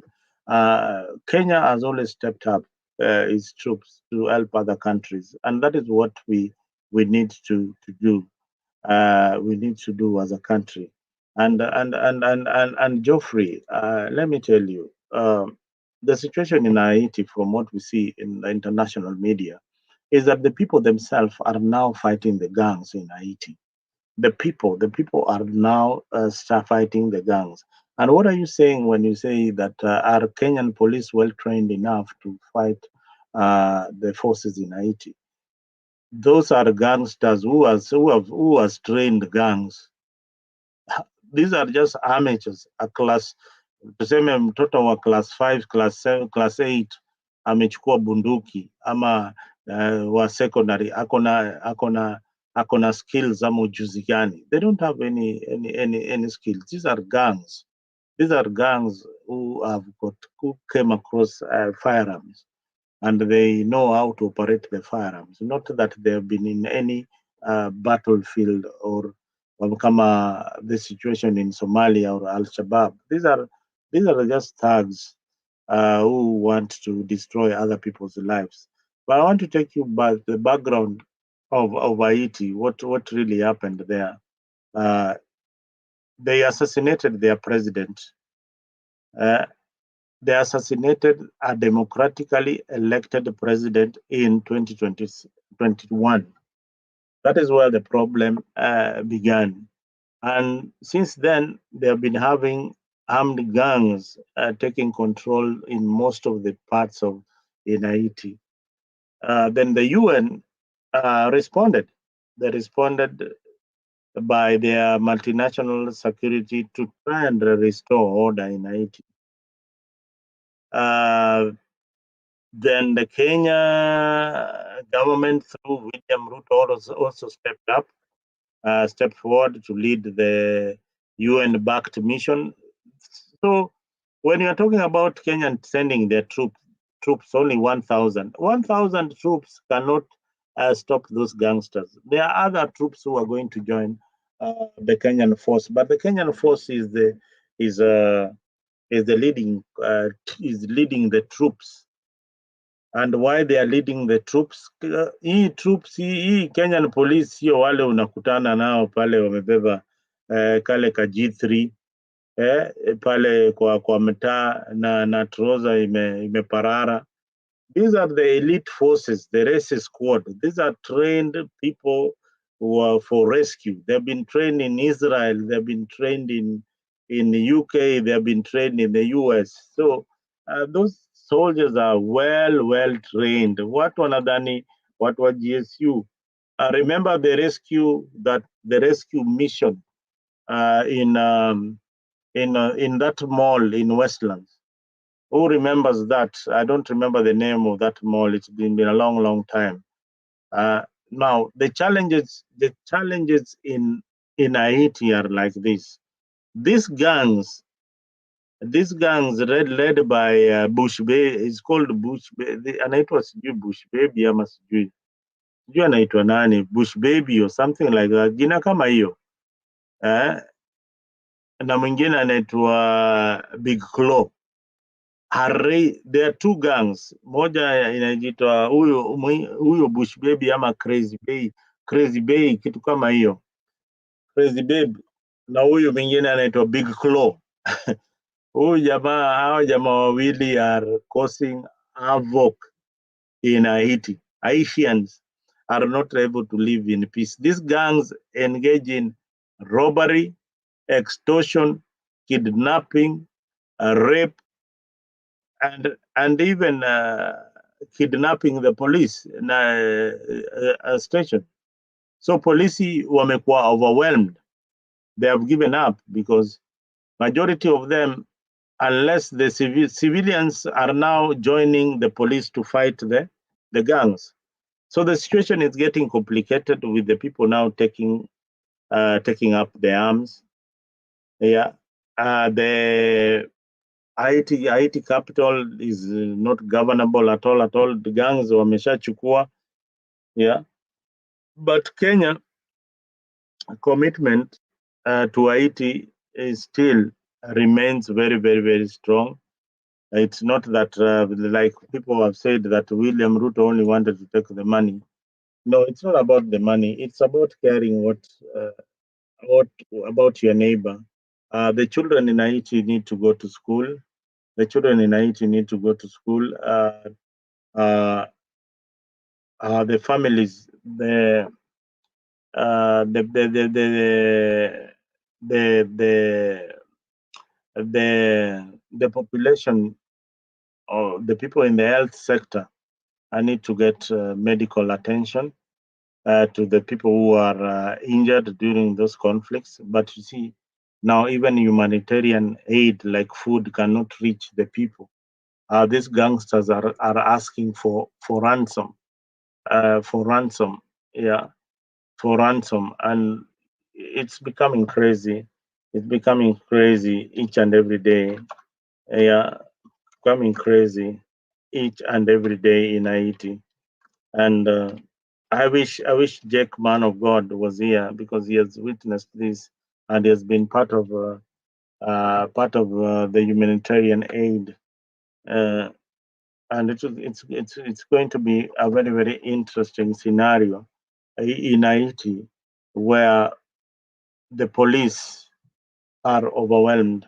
So Geoffrey Ruto, can you imagine a situation where the people in Nairobi are the ones now coming to help the policemen in Central because the gangs from wherever area pengine Mungiki wamekuwa wengi sana kushinda polisi, and they have got more sophisticated weapons than the police. That happens everywhere. That gangsters unapata wako na more sophisticated weapons. Anaitwa barbecue. Black ameniambia huo leader wao anaitwa barbecue. Anaitwa barbecue. So barbecue amekuwa ni hatari sana. Hatari sana. Blake, I'm bringing for you there. I'm sending the link right now. Barbecue amekuwa ni hatari sana.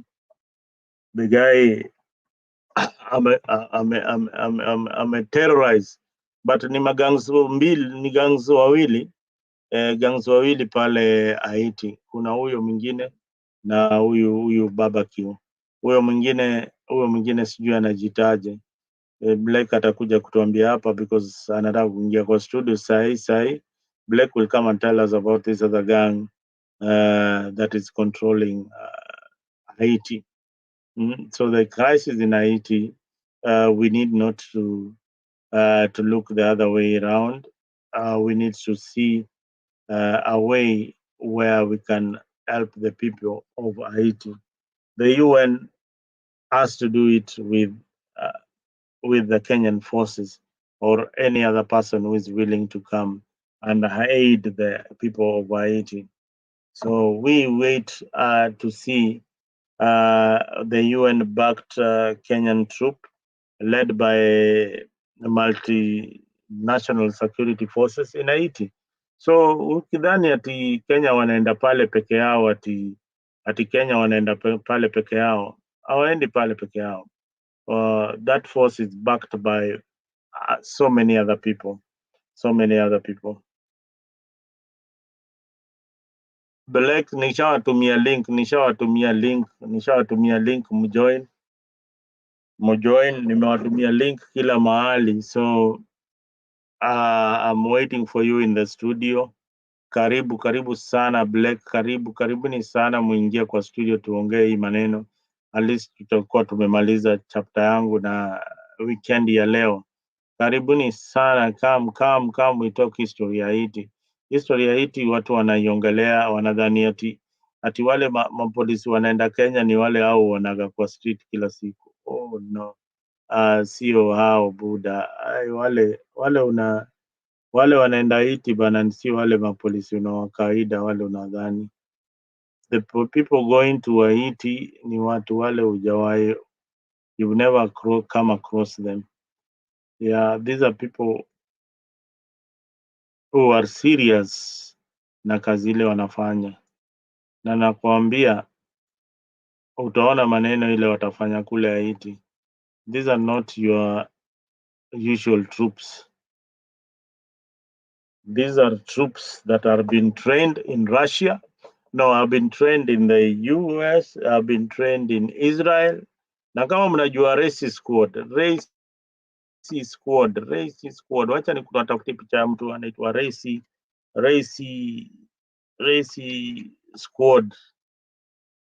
Squad in Kenya. Hii troop ni ile hatari, hii ni ile troop nakwambia, no nonsense. These are guys who have been trained on rescue missions.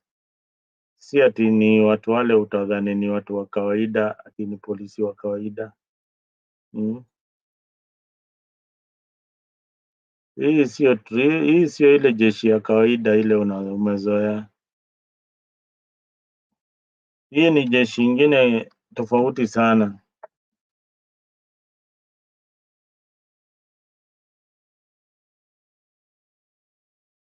So Blacks, kama umeshapata link, niambie umepata link, ujoin studio tupige hii story tumalize. Welcome to the studio Black. If you are ready, please click on the link and join. I've sent the link out right there. If you want to join the studio for this talk, please click on that particular link and join the conversation. This is one of the big conversation that is happening in town about politics and about our social life and how we need to build each other. So please join the discussion. Black is in the hao ndio wanaitwa Race Squad. Ndio hao, unaona hiyo raia hutakutana nao. Hiyo raia hautakutana nao mahali. Ukikutana nao wakiambiwa enda mufagie, wanaenda kufagia. Wakikupata ole wako ndugu yangu bana, wakikupata ole wako. Hii ndio squad noma kabisa. So umeshawaona, nimeshakutumia link hapo Mr. Black and everybody else who wants to join. Kenya Revolutionary, you said that you are going to be part of this show. I'm yet to see you.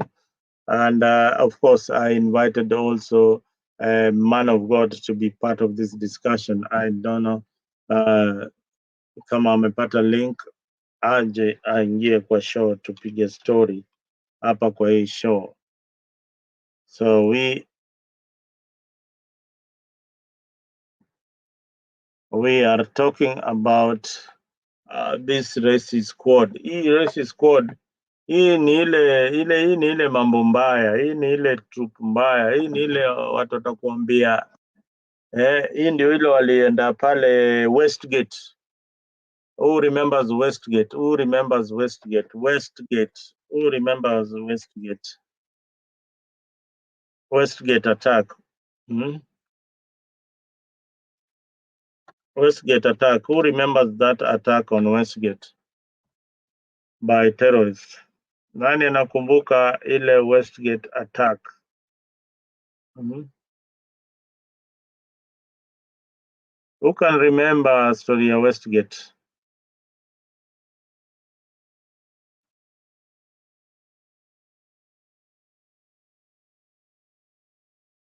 Kuonyesha tu na kuonyesha, sisi hapa tunakuambia ukweli. Wale wengine wanakudanganya ati oh, these troops ati oh, hawawezi, watu wa GSU hawawezi. Man, don't underrate your country. Ati watu wanapelekwa kwa slaughter. These guys are trained. These guys are trained bana. These guys are trained to handle firearm. So unatuambia ati this guy, remember this. Remember this scene. Remember this scene. Hii ni ile scene ya huko Westgate. The people who wale manage kukuelio tension ilikuwa ya ma hostages. The people who rescued the hostages at Westgate ni watu gani? The army was there, everybody was there. Nani waliitwa wakarescue? Ilikuwa ni hawa jamaa. These are the police wale walirescue ile situation ya Westgate, na ilikuwa ni hatari kabisa, ni hatari kabisa. Hiyo race squad usicheze nao, hao jamaa ni mambo mbaya man. Ni mambo mbaya pale Westgate, tuliona vile waliact. Correct me if I'm wrong, they did a very good job hapo Westgate. Guys, if you are listening to us on other platforms, please care to subscribe. Toka tu hapo kidogo usubscribe kwenye Afrika, na tutakupatia nafasi pale uweze kukua pamoja nasi katika hii mjadala. Geoffrey Ruto, Westgate was a terrorist attack. It was not because of our police force. Things could have, if were not because of our police, that's what I'm saying. If were not because of our police force, things would have gone worse. That is what we are saying. These guys are trained for rescue mission. What is happening in Haiti is a rescue mission. It's rescuing rescuing those people who have been kidnapped by these gangs, and putting law and order. This is what you should do for your neighbor. And me personally, I thank the president for stepping up and saying that we can do this. And again, there will be other multinational forces joining the Kenyan police in that rescue to restore order in Haiti, so that they can have an election and elect leaders of their choice.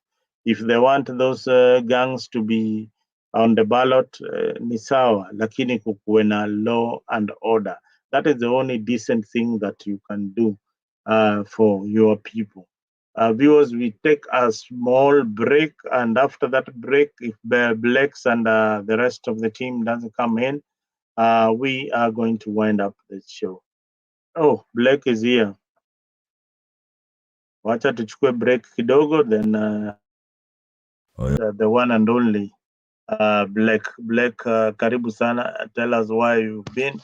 Umekuwa umepotea wapi? Ni nini imekufanya sana sana uwe uko umepotea katika mtandao? Where have you been hiding? Hello. I don't know if you can hear me. I can hear you loud and clear, Black. Okay. Yeah. First of all, hello to you. Mhm. It's been a while, and hello to the viewers. Poleni siwezi kuja kwa camera because niko mahali nje sensitive, so I hope you'll bear with me. Yeah. Yeah. Mine is just to be brief kwa hiyo issue ya Haiti, because I have mixed feelings about it. First of all, we should understand how the whole issue began, how these gangs ended up to be where they are, to exist. No, and our interest as a nation in that country for us to send our troops there, or rather police there? Is it necessary or unnecessary? What gains are we getting out of doing that? And so on and so forth. And what are we losing?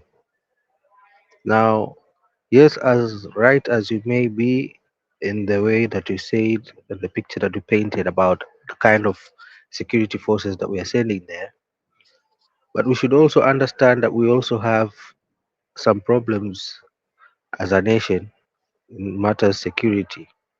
Like Umeona recently in Baringo, the spate of um, um, criminal activities by the cattle rustlers who have now turned into, um, I don't want to use the word terrorists, but people that try to cause harm and unrest to even students that are learning in classes. That was not them in the past, because in the past they would just go for cattle and they would go away. But sasa unaona inafika point sasa wameanza disrupt peace and order in the community of Baringo. Now, as per United Nations, um, the standard is supposed to be for every one police officer, at least minimum should be around 400 to 450 citizens that they should look for, or rather they should secure, right? Mm-hmm. As it is right now, Kenya has around 100,000 police officers. That if you try to make a rough calculation from the 53 million Kenyans that we do have, that would roughly translate to around between 190 to 200 citizens for each security officer to look after, right? That would mean every police officer at this point anaangalia watu kama 200, around 190 to 200. Sawa. Now, if ukiondoa watu security officers 1,000, which they said that they are taking there, so multiply that by 200 people, that would mean those are the Kenyans that will be left unsecured. As per your mathematics, ukifanya hiyo 1000 times 200 inakuja ngapi bwana mzalendo? Inakuja in around 200,000. That's about two constituencies. So cause on the minimum unapatanga constituency inakuanga na around 100,000 people bwana mzalendo. Lowest constituency ina watu wangapi population? That aside, utaniambia baadaye. Now you can imagine that is the number of Kenyans that are gonna be left unsecured. For each police officer, they're supposed to man 200 people as it is right now. So ukiondoa watu security officers 1,000, multiply that 1,000 times 200, you'll get the number of how many security officers, sorry, the number of Kenyans that will be left unprotected. Now, why would you leave your own home country, your own citizens, to that magnitude? I think that would be translating around to 200,000, if I'm not wrong, kulingana na hesabu yangu, around 200,000 unsecured, with the problems that we already have in Baringo. Until now bado hatujaipata solutions, manake tulipeleka APs wakakwama, tumepeleka regular police wamekwama. Walisema wata integrate military, but military not boots on the ground, but in regards to facilitate in terms to do with strategies and all that, but still it hasn't worked out because we still have those problems in Baringo. Now, if for the trouble that we have in Haiti, tunapeleka ambao tunasema they are special forces. Why don't we use these special forces to quell this problem in Baringo and deal with these people that are causing mayhem in Baringo once and for all, first and foremost, right? Now, that aside, I spoke about how did these gangs ended up to be where they are and to exist. Now, it is worth noting, first of all, there are around 5 gangs and not just two, my brother Mzalendo, that wameshikilia ile nchi. It's just that wengine walishikana wakaungana, kama unapata kulikuwa kuna G9 which was led by Barbecue, and then there is GPEP that was ilikuwa inaongozwa na jamaa moja, jina yake nimesahau kidogo. Now you see G9, this that is being led by Barbecue, was a force that, rather a gang that was being used and was affiliated by the assassinated president. I can't remember his name. If you recall, kuna rais wao fulani ambaye alikuwa assassinated. Now this KPEP were being used by the opposition leader at the time of this assassinated president. Naelewa? Now we have the other 3 also gangs. There is one that actually controls yaitwa nini huko, the seaport area. Huyo naye anaitwa Izo. That guy is a part-time musician, part-time gang leader.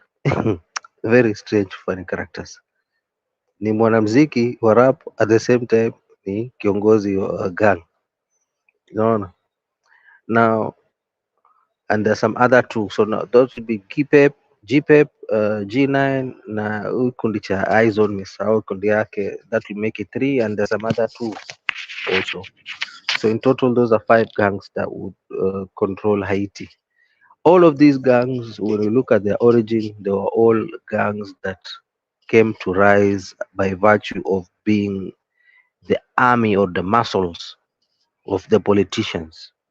Now, this is something that we as Kenyans we ought to learn from, because unapatanga mara nyingi politicians wetu wa Kenya walikuwa wakitumia vijana vibaya, wanatengeneza makundi ya kwenda kusumbua upande ile nyingine, unaona. Now mwisho wa haya makundi ni kama haya mambo ambayo yamefikia Haiti. Sijui kama una understand. They grow and they rise to be that way, that big, such that now they are uncontrollable. Now, as much as these people used to get funds by these politicians to do the things that they would do, I think it reached a point that they believed that now it is about time that they themselves, those gang leaders, should be those leaders. Now they could not be controlled anymore with those politicians that we used to pay them. You understand? So all this issue is a political issue, and I would say it's as a result of a making by the Haitians themselves, especially the politicians.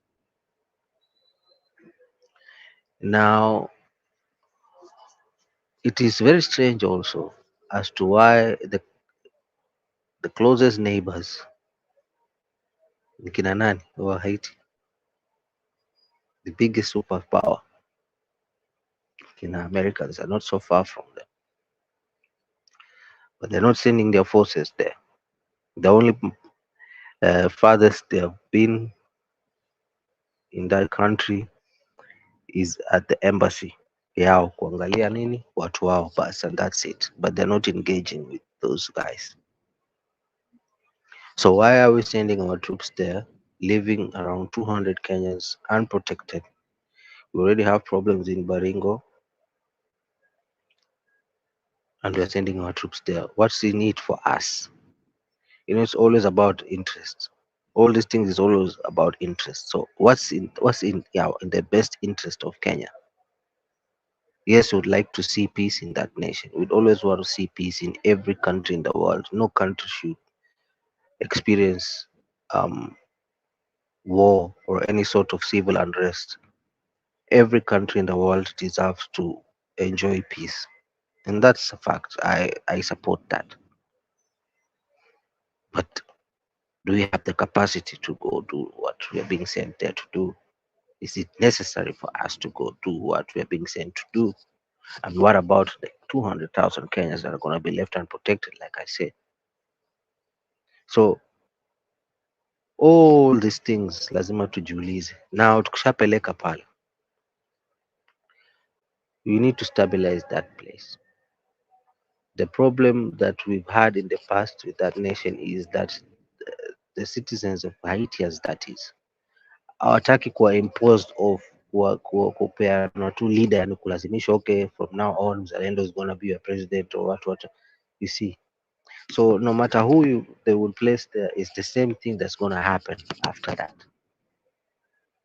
They will still want to overthrow that person because now these people, these gang leaders, what they want is they want to now exercise those powers of leadership by themselves, as those people that used to pay them in the past used to exercise those powers. Now they want to taste that power. So unless now we have those gang leaders being placed in those in those leadership roles, hii kitu haitawaisha. So that's my take on it, Bwana Mzalendo.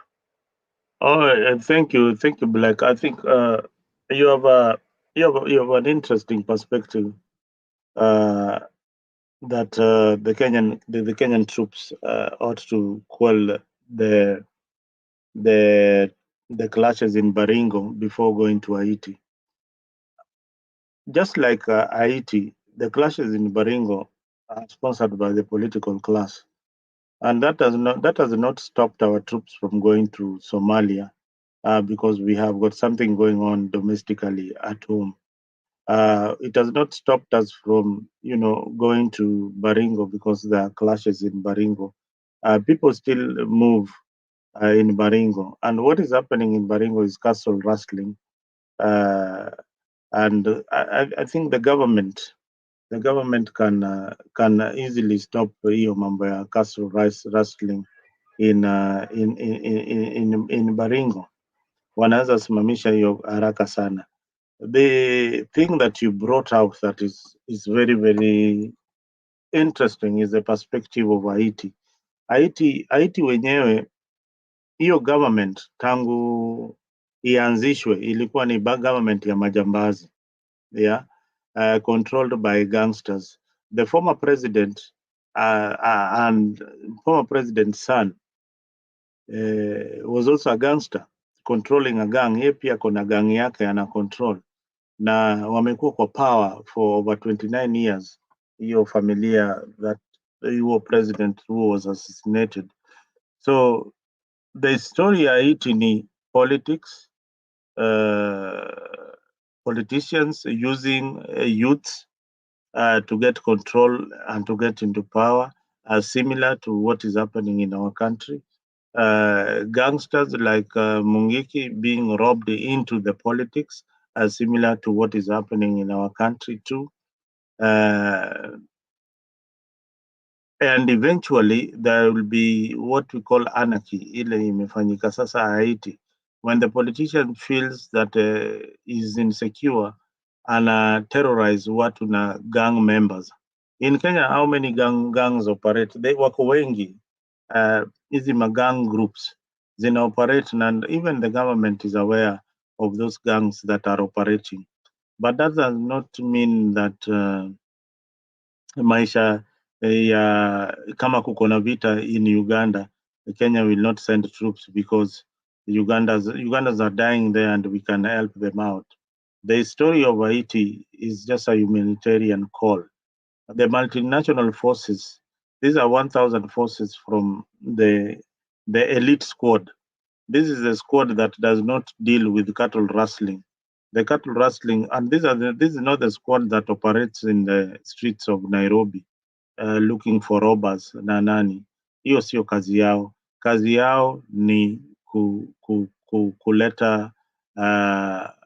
kuleta amani where there is anarchy, mahali come and restore order mahali hakuna Mzalendo, I order. have a question, if you can Mm, allow me to interrupt you mm, respectfully. Now, let me ask you, if you insist to say that these special police officers, special operation police officers, if I may use that term, right? mm. Kazi yao si kudumisha amani. Subiri kidogo tu Black kidogo, wacha Okay, okay.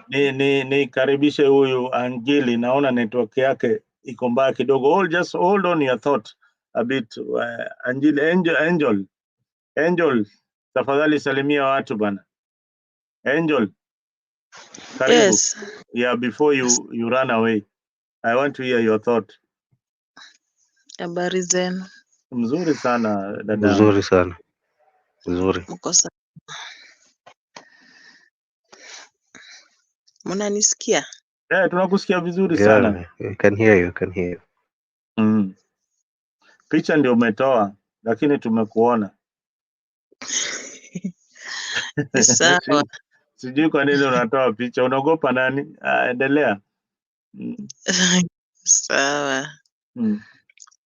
So nimeona Luo Nyanza succession. Yes. Luo Nyanza succession, I think italeta vita kiasi juu. Mm. Kila mtu anataka hiyo kiti, hawaja kuwa na makubaliano. Na wakati italeta vita hawana makubaliano, ni nani anaweza succeed juu kila mtu anaitaka. Watakuwa wanaleta mgawanyiko katikati yao. The best thing ni waitane wote pamoja, wakae then waelewane. But if hawatakaa chini waelewane, then watakuwa wanaleta nini? Division kati yao, and that will split their vote come 2027. Because naona Baba Owino anataka nani ako pala Opiyo Wandayi anataka, you know.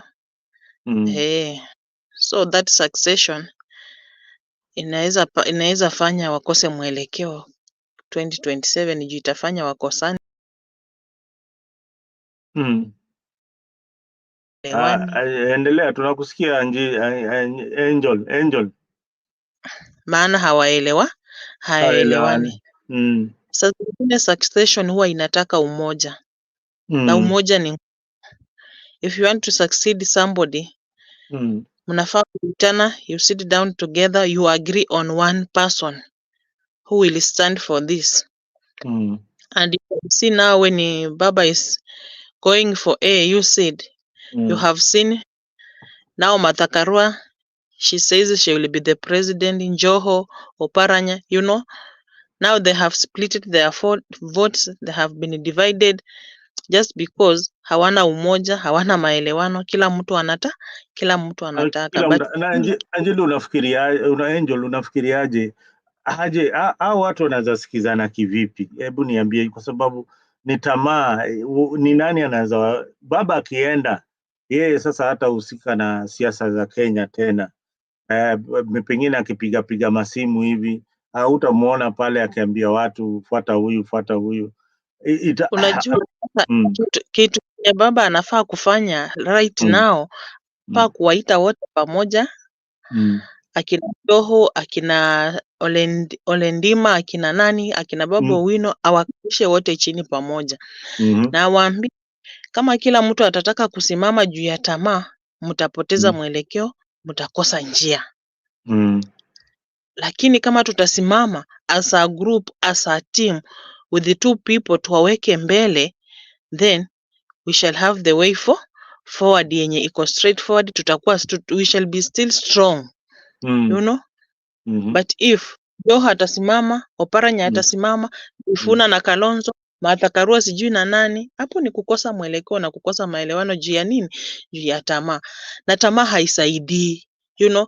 Hii tamaa ndio imefanya na right now Kenya we are where we are now because of tamaa. Kila mtu anajitakia, you know. Hatupati uongozi yenye iko sawa. Ukipata MCA anajitakia, ukipata MP anajitakia, ukipata governor anajitakia, you understand. And that's why unapata saa zingine unapata kuna tribalism, mtu akiwa kwa kiti ana favor the tribe, maana anajitakia, hayuko pale kuongoza. Una understand? So Azimio watakosa mwelekeo maana wanajitakia, wanakosa mwelekeo, wanakosa maelewano. Hiyo kujitakia. You are right, uko right kabisa. Black, hii ndio hiyo mambo tulianza. Kwa nini nasema Angel aanze, kwa sababu Angel pengine anakuwa busy sana. Akiingia hapa anaingiaga kuchungulia, mkimkosa kumpatia Hamna shida. haraka kidogo amekimbia. Hebu tuangazie hii maneno kabla Angel atoke, hii maneno ya succession ya baba. Umeona anasema vizuri sana, na hivyo ndio tumekuwa nikisema, baba akiondoka katika hii siasa ni wakati wa Kenya wengine wale walikuwa wanapiga kura kama Angel kutafuta kiongozi ule wanamhitaji katika MCA, katika mahali, kwa sababu unaangalia kama unatoka area za Western, kama mi natoka kule Nyanza, wale viongozi wengi sana ni wale baba amesema huyu lazima achaguliwe. Hao viongozi sio wale wanachaguliwa na wananchi wenyewe, ni yeye mwenyewe anawaambia huyu ndio anafaa. Unaona, ni kama hii itatupatia nafasi mzuri ya kuchagua viongozi akiondoka uongozini bila kuangalia mambo sasa ya presidency kwanza. Nani mzalendo, unajua politics saa zingine huwa tunakupa mwelekeo. At that time unapata we are suffering because hatukuangalia mtu as a person, as an individual. Tuliangalia sababu I support Raila, so nikienda kupiga kura I just have to vote ODM from top to bottom. You understand? I'm not looking in as an individual. I'm voting for Mzalendo. What will Mzalendo do for the people of Kenya? And that is the thing that has been misleading Kenyans. You understand? And that's the thing that has led Kenya to some areas you find that they have no roads, they have no development hakuna development kabisa. Because mnafata chama, hamfati Anji as a person, as an individual. What will I do for the people of Kenya? What will I do for the people of Nairobi, or like in Trans Nzoia or in Kisumu? You know, hiyo ndio kitu inatupoteza, na ndio hiyo ndio kitu inafanya Kenya tunakosa uaminifu kwa uongozi wetu, tunakosa maendeleo, watoto wetu wako nyumbani hawaendi shule. You find that pesa zimetoka, unasikia kuna scholarships, free scholarships ziko, which ni watu gani wanapata hizi scholarship? Because tuliangalia chama, hatukuangalia Mzalendo as an individual, atatusaidia watoto wetu waende shule. So hiyo kitu tukitoa kwa akili, let's look for individuals. Anaweza perform, anaweza tufanyia kazi.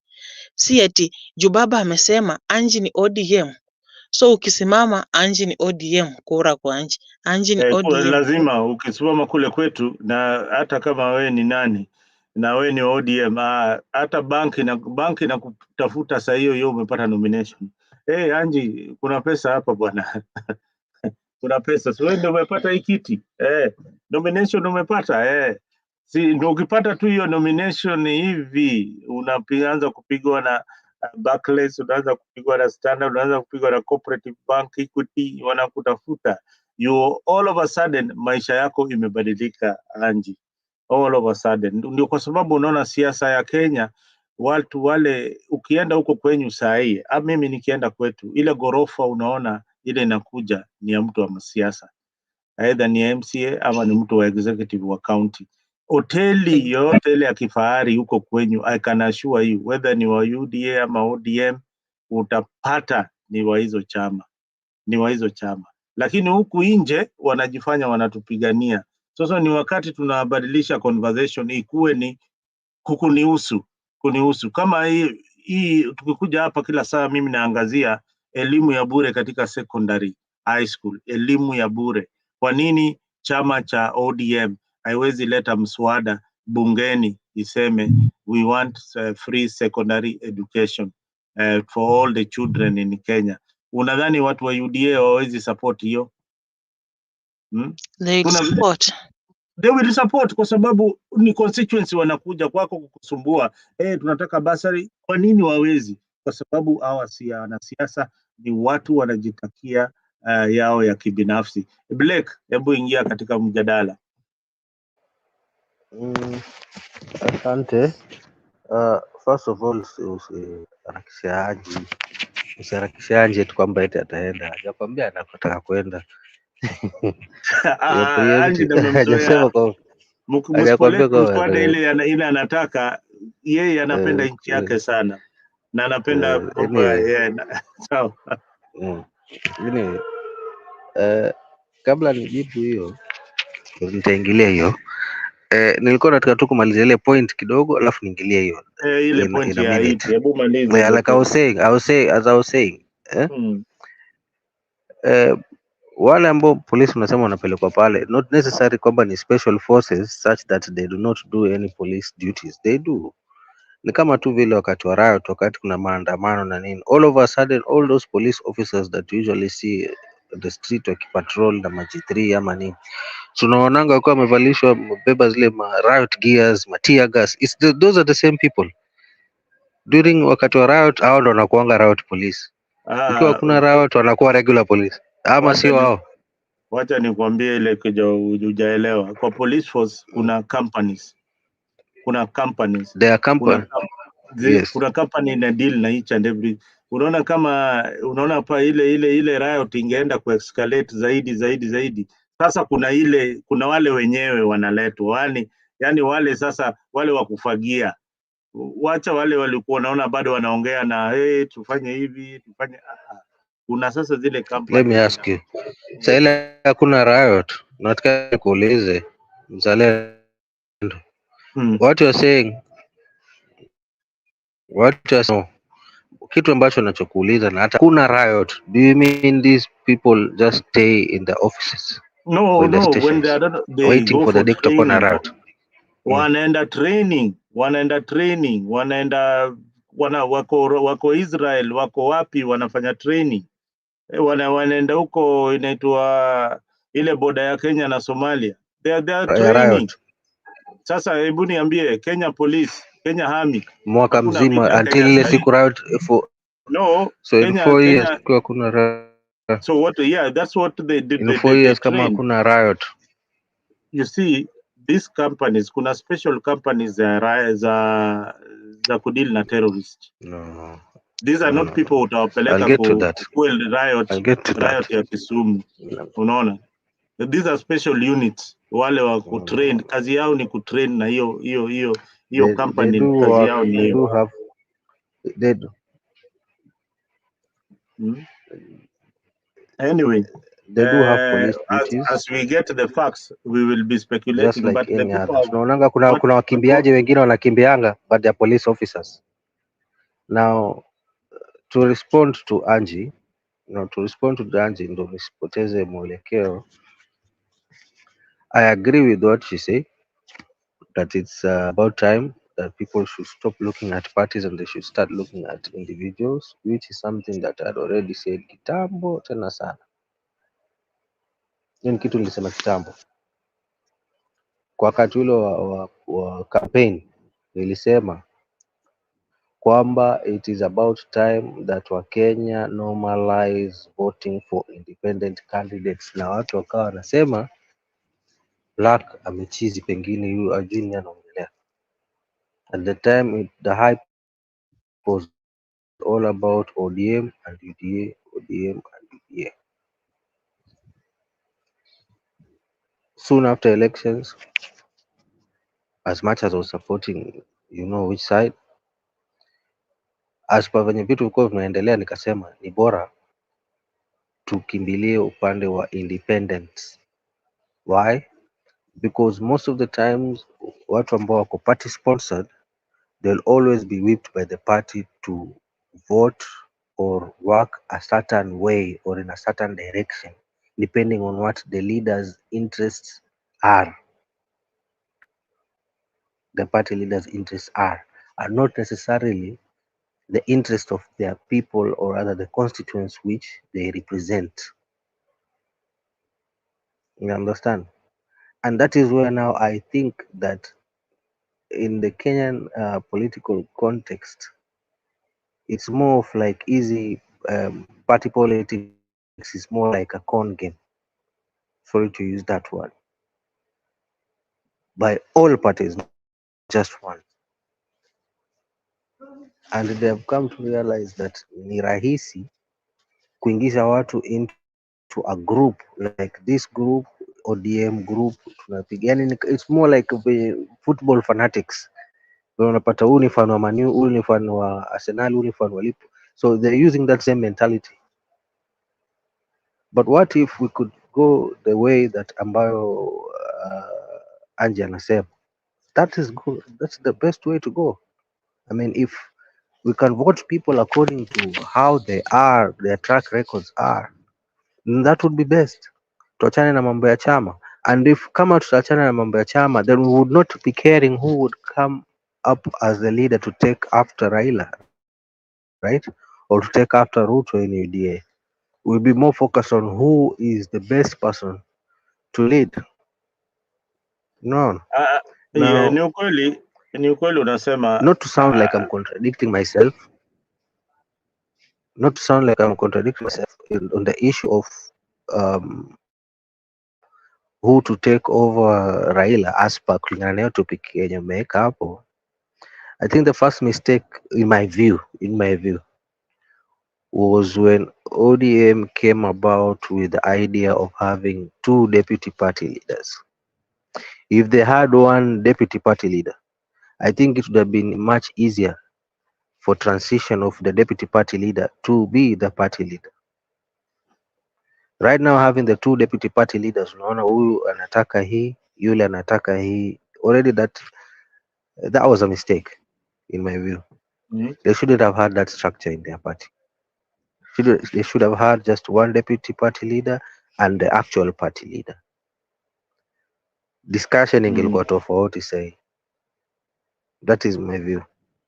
Acha niachie hapo tukiendelea kuongea. Unaona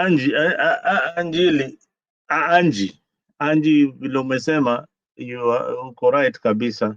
And mara mingi unaona tunabishana sana katika pale kwa comment tukikutana na unaangalia, but hii siasa ukiangalia vizuri sana, hawa iwe ni Raila, iwe ni Ruto, iwe ni nani, hawa jamaa hujitafutia makuu kwanza. Hujitafutia what they really want before wafikirie kuna Anji anataka nini. So tukikuja kwa hizi platform tujaribu sana kuongea na Wakenya wengine ama kuongea na our politicians ili waanze kurepresent ile vitu tunataka. Hii succession ya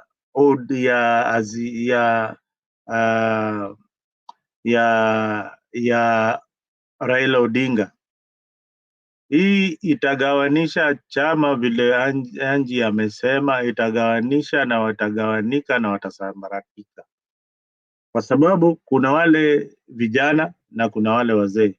Ama unaonaje Anji? Hebu rudia, sijakusikia vizuri. Ni kama network yangu ina nasema unaona hii succession itagawanisha ODM kama ni chama. Azimio naye tayari ishagawanyika. Azimio hakuna kitu inaitwa Azimio.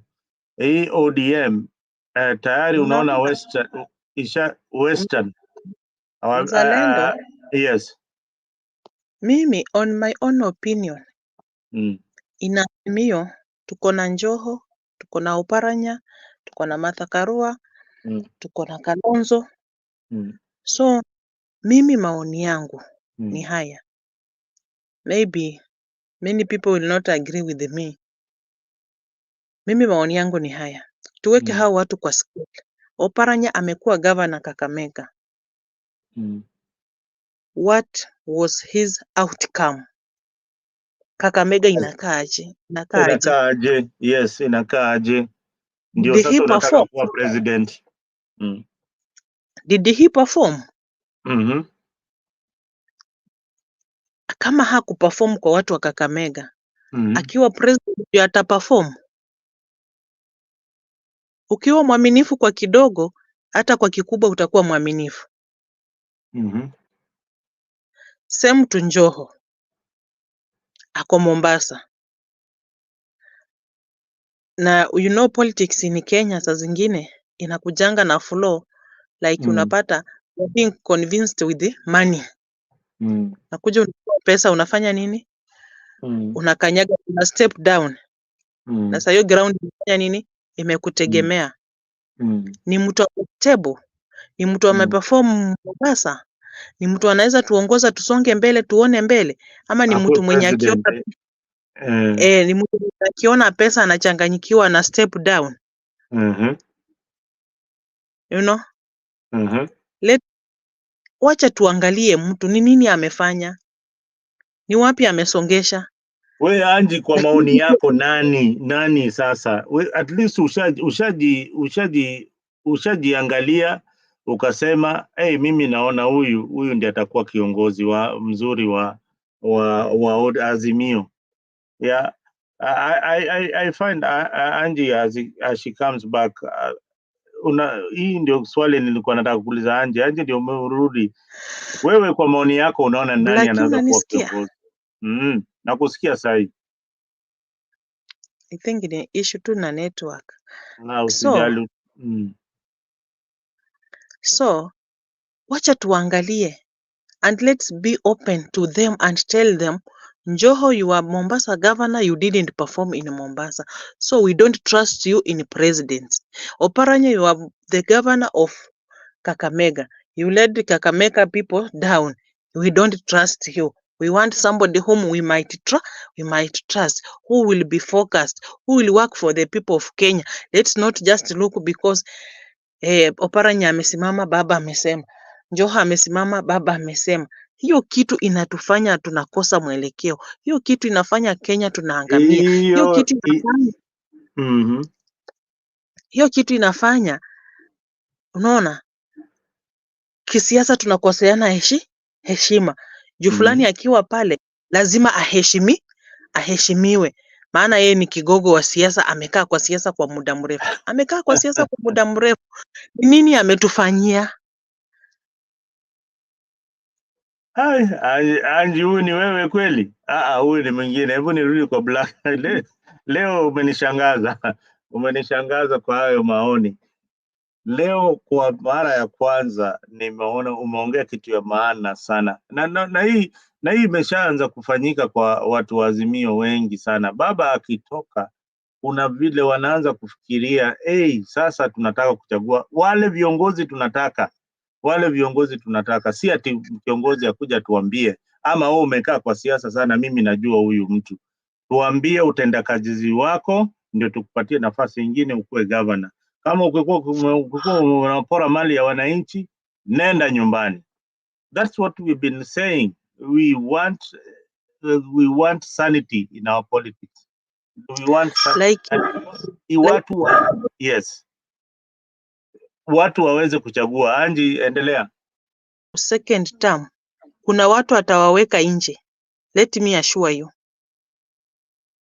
Kuna watu wataweka nje tu. Atawaweka nje. Juu yeye huambia mimi nimetafuta kitu fulani, nimesema mbolea inakuja. Ni jukumu lako wewe MCA kwenda kupigania watu wako wafanye nini? Wapate mbolea. Usimame pale useme mimi niko na watu wangu nataka wapate mbolea. You know, ni kama aliwapea challenge ya kwamba naleta mbolea kwa NCB boards.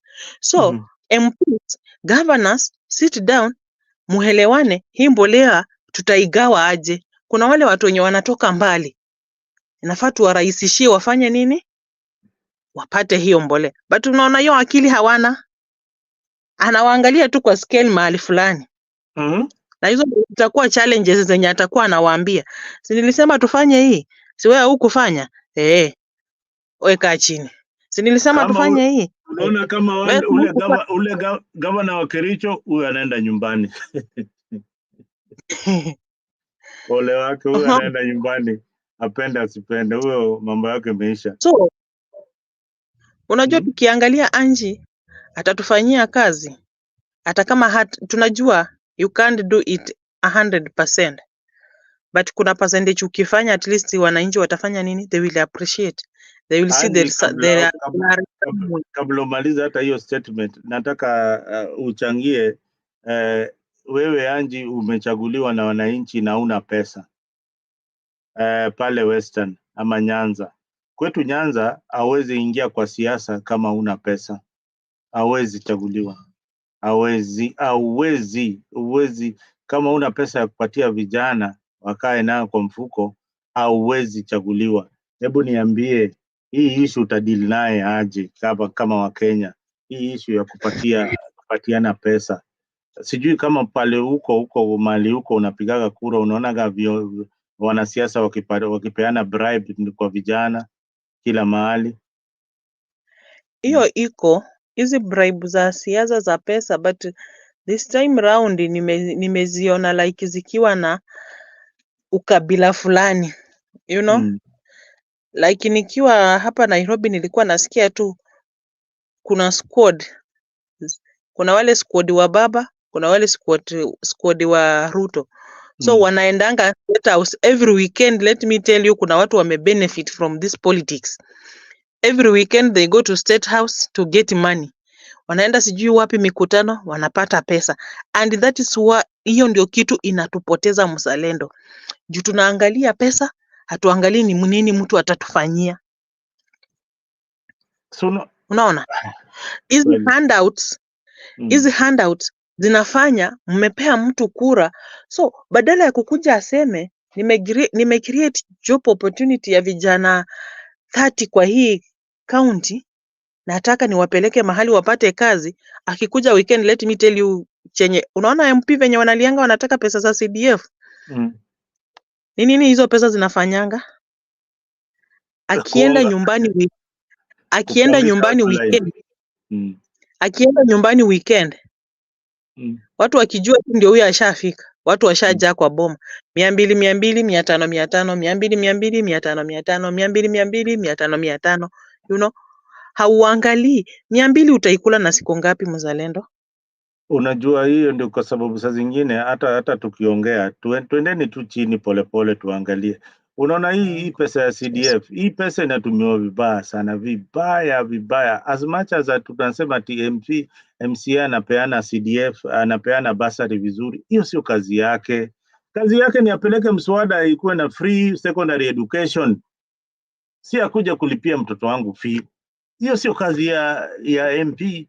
Kazi yake ni kuleta mswada kukuwe na elimu ya bure, nipate maji kwangu, nipate security mzuri. Hiyo ndio kazi ya MP. Lakini sasa angalia, iwe ni UDA, iwe ni ODM, mnapangishwa laini. Mnapangishwa laini. And that is why unapatanga tuko tu pale pale. Vijana wamesoma hawana kazi. Huyo MP mbona asikwambie sikupi pesa, wacha nikupee nini? Kazi. Wacha nikupatie kazi. Kuna kazi imeonekana mahali, wacha niwapatie. It will sustain. Wacha tu, muna industry gani tunaweza leweka hapa iwasaidie vijana? Hata kama ya kuchonga mawe, ya kutengeneza matofari. Mbona hawezi fanya vitu kama hizo? Hawawezi fanya vitu kama hizo. Wanataka pesa za CDF. Aya, like me, on my opinion, nilikuwa nasema if I could be the president of Kenya right now, what I could have done, just said I've banned all the CDF, all the sponsorships of education. Nimeban. Hizi pesa zinaenda kwa shule kwa watoto wote, whether the parent is rich, whether the parent is poor. Hizi pesa nimefanya hesabu, kila MP nampeanga pesa fulani. Hizi pesa zote zinaenda kwa mashule. So nimelipa kiwango fulani.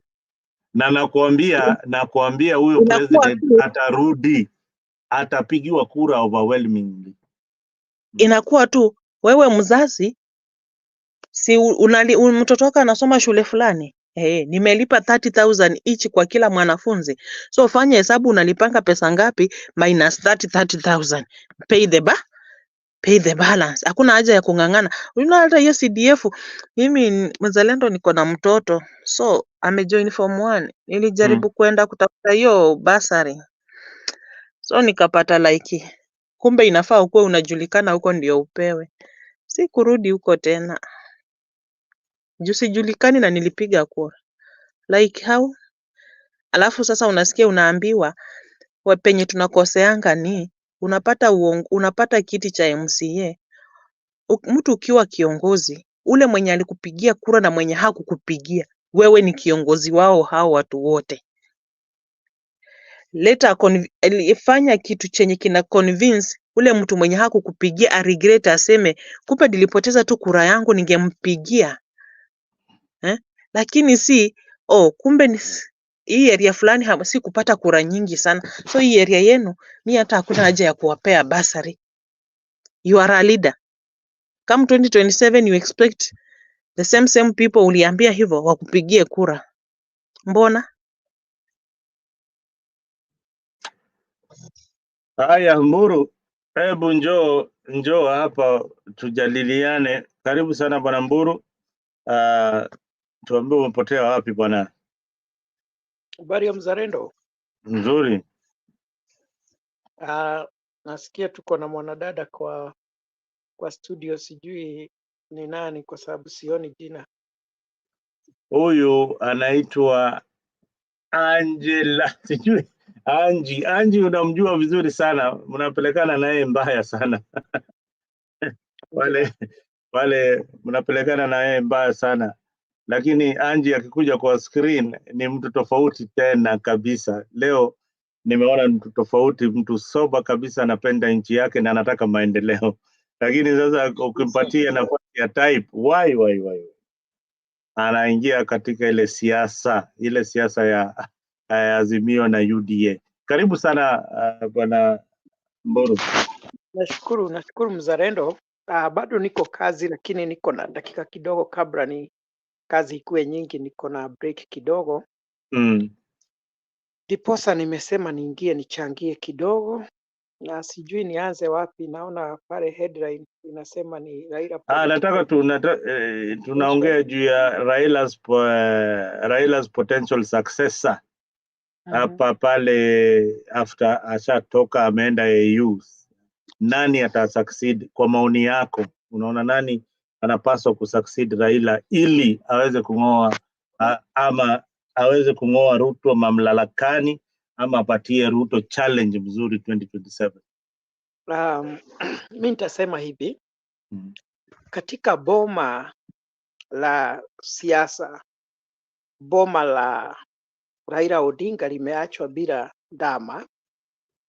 Hiyo ni kumaanisha ya kwamba hakuna hata mmoja ambaye amelelewa kiwango cha kwamba anaweza akashika ushukani afike kiwango cha mzee Raila Odinga.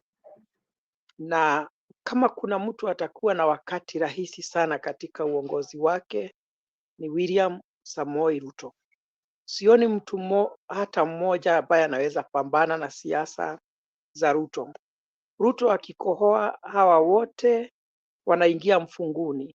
Yule mtu ambaye angesimama kidete na ambie Ruto no, hakutaenda hivi, in Kenya was only one person, Raila Amolo Odinga. The only mistake he made is that and this is not just Raila Odinga, it's our bad culture.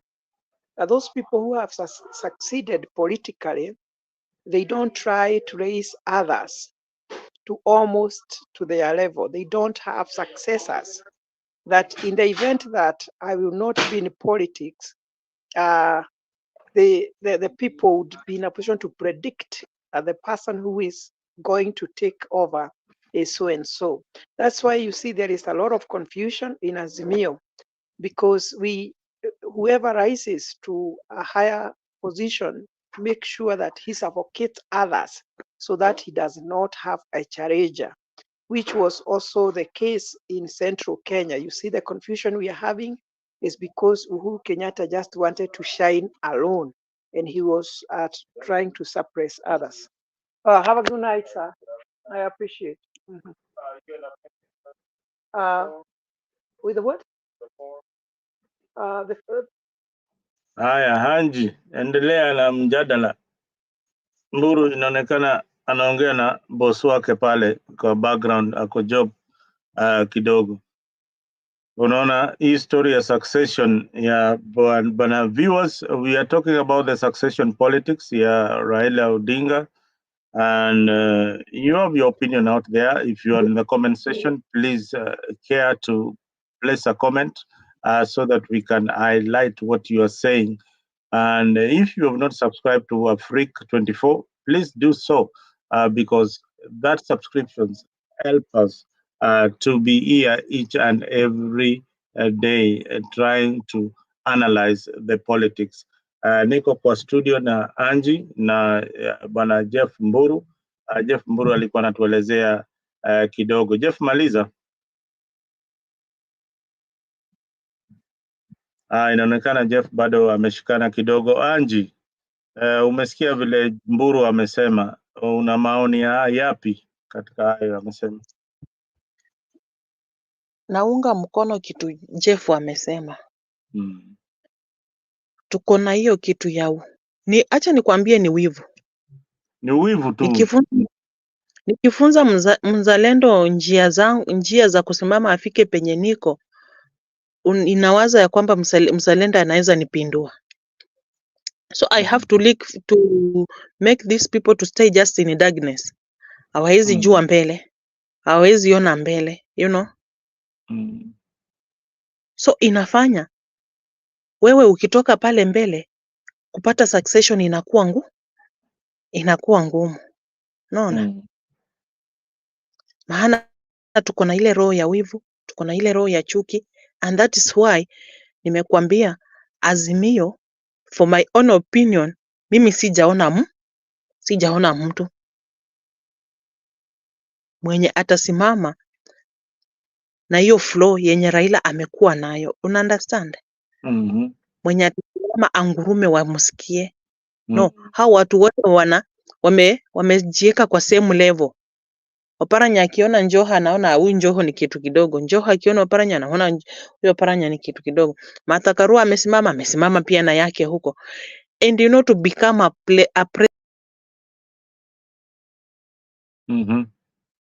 to become a president, your home background, ukuwe na support ya nguvu ya kutosha. Wow. Kama lakini kama your home background hauna that support, utaendaje kuconvince people from Ukambani to support you? And yet I, Angie from Trans Nzoia, I don't get the support. I don't have even the MCA.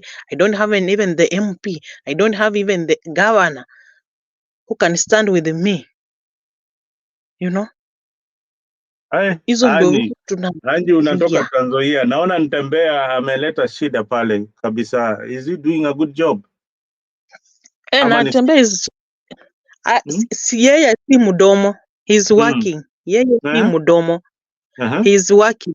He's telling people of Trans Nzoia, let me teach you to fish a fish for tomorrow. Hata ukikuja kwa ofisi yangu nikupe 500 haitakusaidia. Kwa ofisi anatembea, uwezi ingia huko na papers ukakosa kazi. No. Tena alisema the first priority ni Trans Nzoia people. Na Trans Nzoia sahi ukiwa engineer from Bungoma huwezi pata kazi. Engineer from Trans Nzoia you get a job. Utajenga barabara. Sasa mimi nasema watu kama hao mbona tusiwainue? Sasa unaona, badala ya kuwainua imekuwa ni vita kwake. Imekuwa ni machungu kwake. Juu mimi najua nikiwa MP naletanga contractor kutoka mahali fulani ndio tukule pesa. Hiyo amekataa. Hiyo ndio vita anapigwa.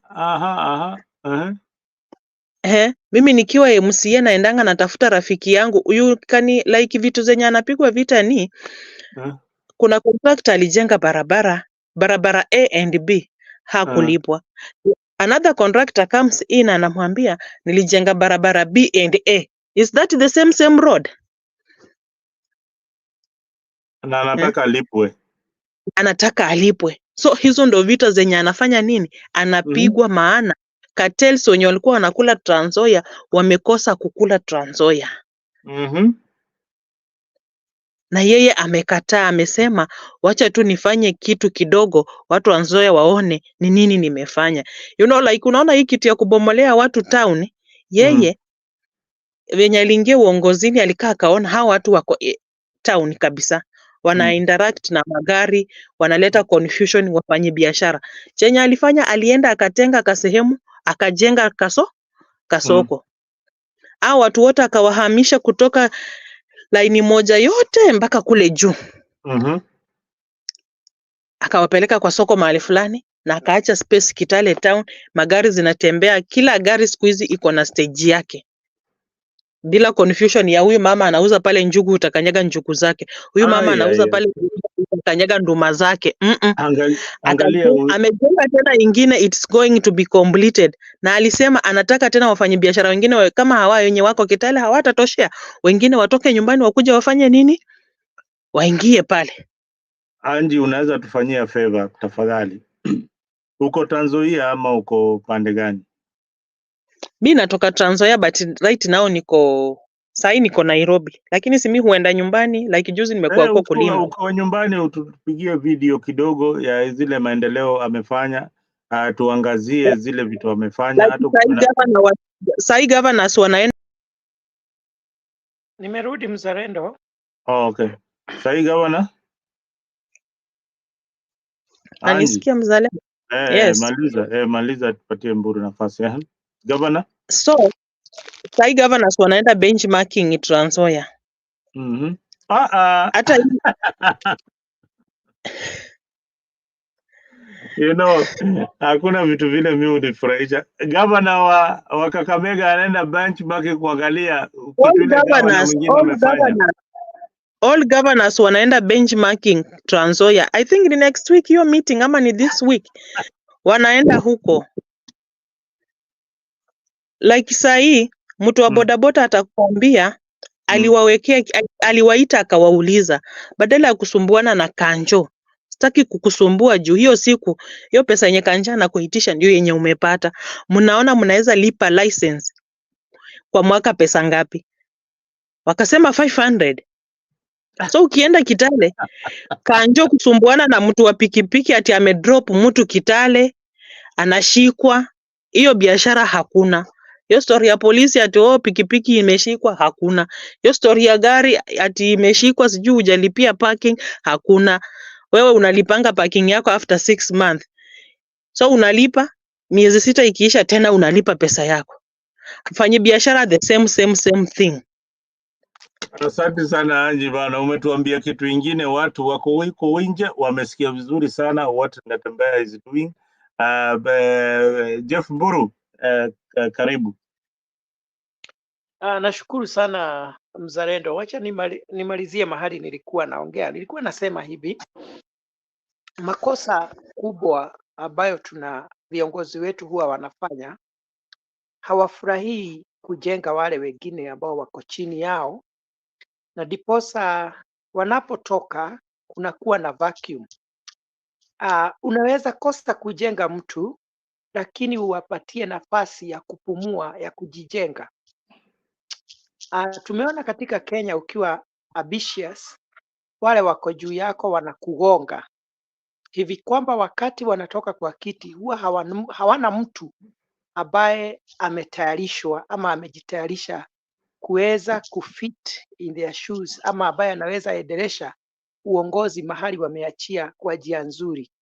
Na hiyo ni kitu ambayo utaona itafanya Azimio isabaratike, itafanya ODM isabaratike, wakijaribu sasa kutafuta ni nani ambaye anaweza kushikilia wadhifa ama sehemu ama ile gap ambayo baba atakuwa ameacha.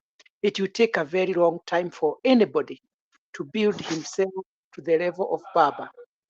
Wale ambao wamewahi jaribu kuinuka kidogo ama kusema wanaweza kuwa na addition katika those areas that baba has been commanding the highest population or support, wamekuwa wakifinywa, wanagogwa kichwa mpaka sasa kila mtu lazima akuwe anasema anaiba wibo ya baba. So inafika kiwango ya kwamba hakuna mtu ambaye amewahi onyesha yeye mwenyewe kivyake anaweza akafanya nini. So you find that it will take some time before anybody can rise and fit in the shoes of Raila Amolo Odinga. Na hii haifanyiki tu katika ulingo wa siasa, hata ukiangalia kwa kanisa huwa unakuta tu yule mchungaji ambaye ndiye the main pastor anafinya hawa wengine ya kwamba vipawa vyao visije vikajulikana, na hiyo ndio imekuwa katika uongozi especially kwa Afrika. Lakini tunastahili, we should learn something especially for the leaders, that nothing is permanent. Nothing is permanent. Everything you have is temporary, whether leadership position or whatever position you are having. So just prepare other people, give other people room to express themselves freely, to exercise democracy without feeling threatened, because one day you exit the stage and you'd like to see that you have nurtured or you allowed people to grow, of which it has not been happening in our country.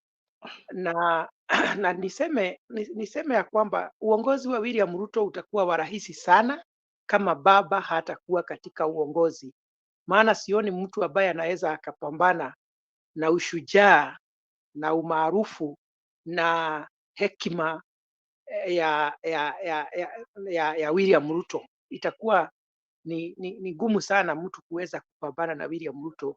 Raila Odinga peke yake ndiye angeweza lakini sasa lazima, kama hiyo kiti itapatikana ya AU, lazima aende huko, na akitoka huko sana sana sioni akirudi katika active politics, kwa sababu pia yeye anaangalia mambo mengi. There are so many factors that dictate that it is the right time for him to exit the political stage. And we normally say that a good dancer knows when to exit the stage. All right, Mburu, I wanted your comment before we leave. I've done 3 hours on this channel. I wanted you to comment on this issue, just as you are. Naigia na wewe unataka kumaliza? Wewe ndio unaingia saa hii, mimi nimekuwa hapa 3 hours. Wewe comment on this issue. Ukitaka kuendelea, maybe the people will join, tutaendelea. Siwezi nikaendelea bila wewe kwa sababu umeona niko kazini na kaka hapa manager. Sasa hebu angalia. Yeah. Hii story handshake, how is it going to play in 2027? Hii handshake ya William Ruto na Raila Odinga. Hii handshake, kuna kitu hapo. Hapa kitu ambayo ni kitu kubwa sana. Unajua William Ruto ni mtu ambaye akishikilia jambo anashikilia kama shumaku, kumaanisha akikamata baba hamuachilii baba. Kuna uwezekano mkubwa sana ya kwamba William Ruto na baba watafanya kazi pamoja beyond 2027. He will make sure that baba is on his side, because every politician, what he is looking for is numbers. Baba has numbers and nobody can afford to ignore him. Na kwa sababu hiyo William Ruto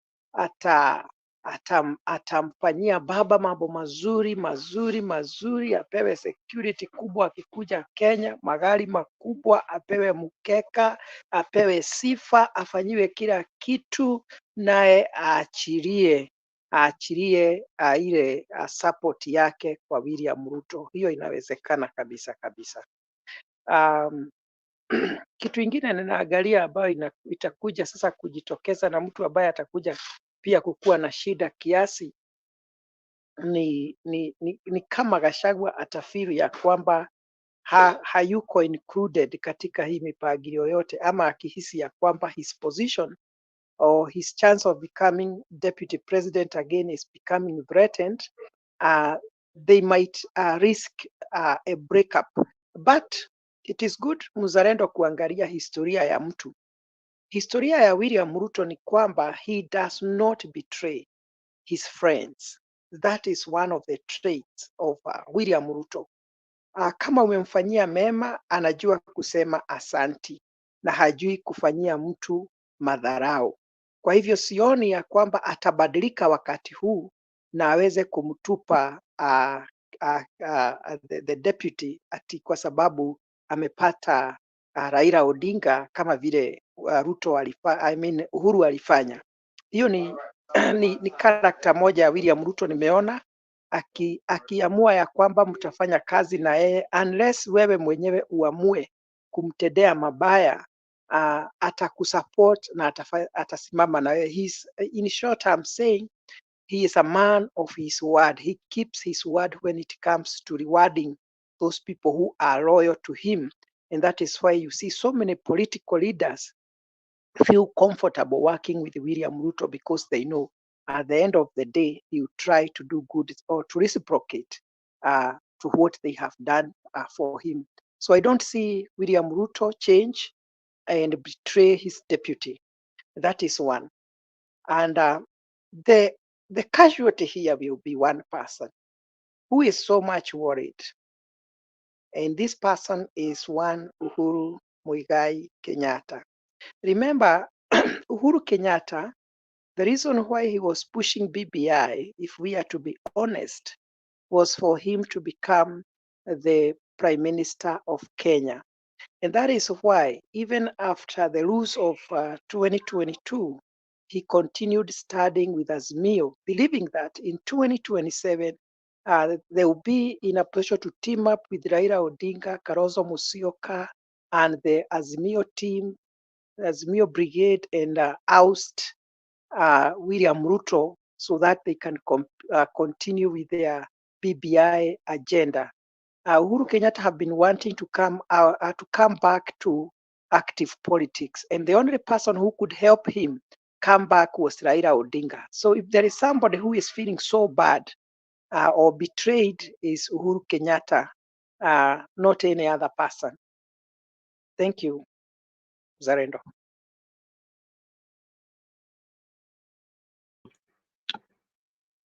You've said it all. That you are saying Raila and Ruto have got some hidden card that is not coming out in the public. That is the same similar card that they had with one Uhuru Kenyatta that didn't work out. We don't really know what is in the handshake, but I would speculate that the next appointment that we will see is most Azimio friends of Raila Odinga might join government. We saw his sister being appointed immediately after a handshake as an ambassador. That is what the handshake comes with. So for people who are out there, the politics of 2027 is just begun. Uh, Most likely from the jostling and the bickering that we are seeing in in both camps, especially in the Azimio camps, it means that they are not united, that there is a force that is driving them away from the Azimio agenda. The agenda, if you hear supporters of Azimio today talking, they are talking with two sides of their mouth. One side is saying this, and the other side is saying another thing. So we wait to see here in Africa. We will keep you posted. We will keep you informed of the political scenes and the development in those particular areas. And Mburu, before we leave, I needed you to comment on a particular story. Yes. Now that we are beginning the week, there's this famous DJ who shot a police, who not shot, who fought with a policeman, and accidentally, the policeman by the name Felix is dead. What do you think about this story? Um, okay. Myself, I try to refrain on what I haven't uh, done proper research on because I don't know the circumstance under which that happened. Though Now I let saw me take you to yeah. you briefly what happened. This guy I think was coming out from the club, and both of them were coming out. Apparently the police officer maybe was drunk or under influence, akagonga gari ya huyu jamaa mwingine. So kugonga gari ya huyu jamaa mwingine, vita ikaanza hapo, from what I've read from the net. Vita ikaanza hapo. Bahati mbaya huyu amekufa. This guy is dead. The police officer ameaga. So what I can say, that is a lack of emotional intelligence. Maybe both of them were drunk. I don't know how they were, but at the same time, emotional intelligence tells someone that even if something has happened, you should be in a position to control your anger and think of the best action that you are supposed to take. For instance, if an accident happens, what are you supposed to do as a citizen, regardless of who was involved, whether a police officer or a government employee? The law should take its course. That is, you have hit my car. Okay, let's call the police, let the insurance be involved, and let my car be compensated or be paid for. So where is the fight coming from there? Because accidents happen daily. So this will be a case of manslaughter, not murder, but it's where you kill somebody accidentally in such an incident. So I expect that that guy will be arrested. He will serve his jail term, because choices have consequences. He chose to fight instead of following the due process, and he'll pay for it. So that was the mistake. It was a big mistake. So it doesn't matter whether the person was a DCI officer or the problem is they decided to take the matter on their hands, which is against the law. Now the bigger problem is, yes, you fought. Somebody has died on your hands. What will happen? You have to be charged in the court of law. And to a greater extent, I see he'll be found guilty of manslaughter. Wow. Angie, at least tumecomment kwa hiyo maneno. Angie is she's back. Hii network inamsumbua kiasi sana. I hope that sasa uko poa kidogo kwa network yako. Bado tuko tu kwa hii siasa ya politics ya succession ya one Raila Odinga. Mburu is just warming up kwa hii siasa ya one Raila Amolo Odinga. What I can say, mimi kwa maoni yangu ya hii succession Kabla useme mzalendo, sasa unajua ile kitu inanifurahisha ni kwamba mimi ambaye nimekuwa nikilima baba kabisa kabisa. Sasa mimi na baba na Ruto na Gachagua tuko kwa kikapu moja. It's unbelievable.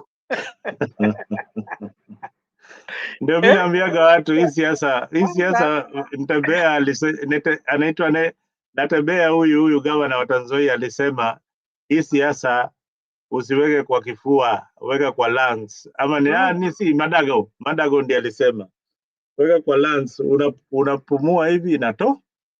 Sasa unaona, wakati tunafanya siasa nakuta watu wameataki William Ruto, na unajua wakati watu wanaataki William Ruto, sisi tulikuwa tunaataki baba. Sasa hivi wakiataki William Ruto nafikiria sasa nitaataki nani, na baba ako saidi yetu, you know.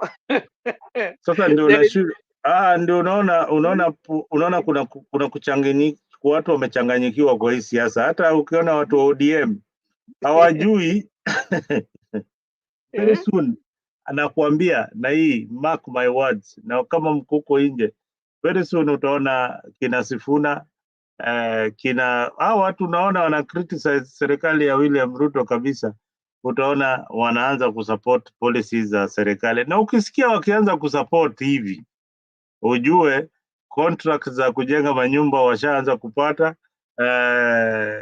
supply ya hizo vitu washaanza kupata. Sometimes ni biashara watu wanapigania, ni biashara. Wakishakaa kwa kikao waseme hey, mimi nitapewa hii, wewe utaleta mchanga. Can you imagine ukiweza kupata contract ya kusupply hizo manyumba for a period of 10 years when Ruto will be in power? Mzalendo, wacha nikuambie, kuna wakati nilipata ka contract kidogo tu ya kusupply tires za gari kwa gari moja tu. Sasa nasema lakini ilikuwa katika kaunti moja Kenya, kusupply tu tires za gari moja, my friend. Kenya kuna pesa.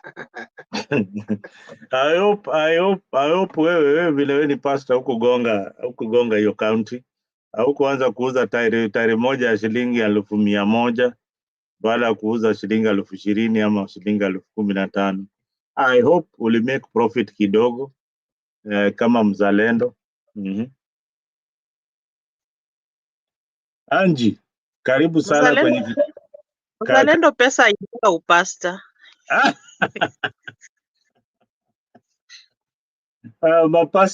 Mapasta wa Kenya wamekuwa watapeli wenyewe. Ndio wezi zaidi kushinda wanasiasa. Mimi nina hakika na tena naweza sema mimi kama nimeona pasta mwingine anaitwa Pasta Ng'ang'a, huyo namwonaga tu akisema tu live. Mimi usikuje hapa kama una 1,000.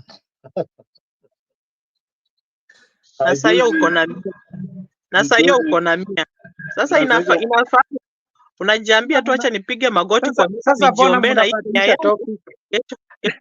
kesho Mungu afanye nini? Afungue njia. Unajua sisi tunabadilisha topic hii ni mambo tu ya on the side. Wacha kubadilisha topic wewe, tuende kwa topic. Topic tunarudi tu bado kwa topic. Kuongelea hapo. Wacha tuguze hii mambo ya mbona unasikia ni kama unauguzwa mahali. Kwani wewe ni mmoja wao? Mzalendo, Mburu atugawie fungu la 10. Unajua hata fungu la 10 mzuri ni ile pasta unakula na washirika wengine wenye Mungu amekwambia. Nimeambia Mburu nimemwambia Mburu kama yeye ni Mburu pasta, lazima tuangalie mtoto wa Anji hii mwisho wa mwezi umepatia kabasari kadogo. Kwa hiyo fungu la 10 tufunge, tumpatie mtoto aende shule, aweze kuhangaika na wao watu wa siasa. So mimi nakwambia hao mapasta wamekuwa wengi, wao pia wamekuwa watapeli. Hiyo ni ukweli kabisa. Hatuwezi kosa kutaja wale mapasta watapeli. Hiyo ndio kitu imekuwa ikifanya pia Kenya tukuwe na uongozi mbaya, because wakati watu wa kina Ndingi Mwana Wanzeki, hiyo wakati ilikwisha kabisa. Hiyo kitu wakati ilikwisha kabisa. Na tukakuwa na watu kama Bishop Okul.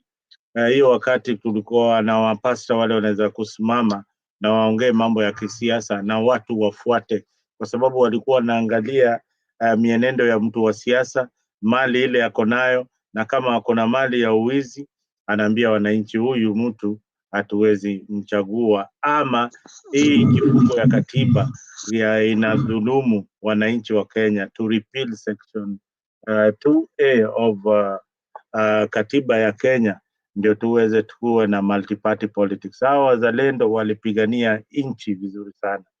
Haya, Geoffrey Ruto anauliza, mzalendo, if that happens, some leaders in KK will have to leave some positions for this Azimio. This tsunami will affect both sides. Yes, unasikia hiyo? Hii handshake Anji, hii handshake ya William Ruto na Raila Odinga, hii handshake imetuchanganyisha. Hii handshake naongea, inasemekana watu wale wako kwa serikali, wale wanafanya kwa serikali ya William Samoei Ruto, itabidi kama wewe ni cabinet minister, utawacha hiyo nafasi yako upatie nafasi kwa mtu wa Azimio. Anji, unaonaje hiyo maoni? Hiyo maoni ni ukweli juu kuna mtu ako side ya KK ako KK government hapendi Raila Odinga. And you know, people don't trust Raila at a time. Wanaonanga ni kama anaharibungu vitu zikiwa zinaendelea vizuri. Akiwapata mko united, anaingianga in, analeta division. So tunaona ita divide pia both hii side ingine pia. Yeah, Ruto yuko right kabisa, ita divide both houses. Itawa divide kwa sababu hao wengine Unaona watu kama kina Kimani Ichung'wah zile nguvu wanasimama nazo wakipata, utapata zinaanza kudidimia. So unapata mtu anaona hapa hapana, alafu unaona Gachagua hayuko safe. Mburu, umesema Gachagua yuko safe Mburu? Hapo umeleta shida. Wacha Anji amalize venye anasema. Sasa mbona unaniita? Kwani mimi ndiye Gachagua? Hayuko safe, ako na wasiwasi.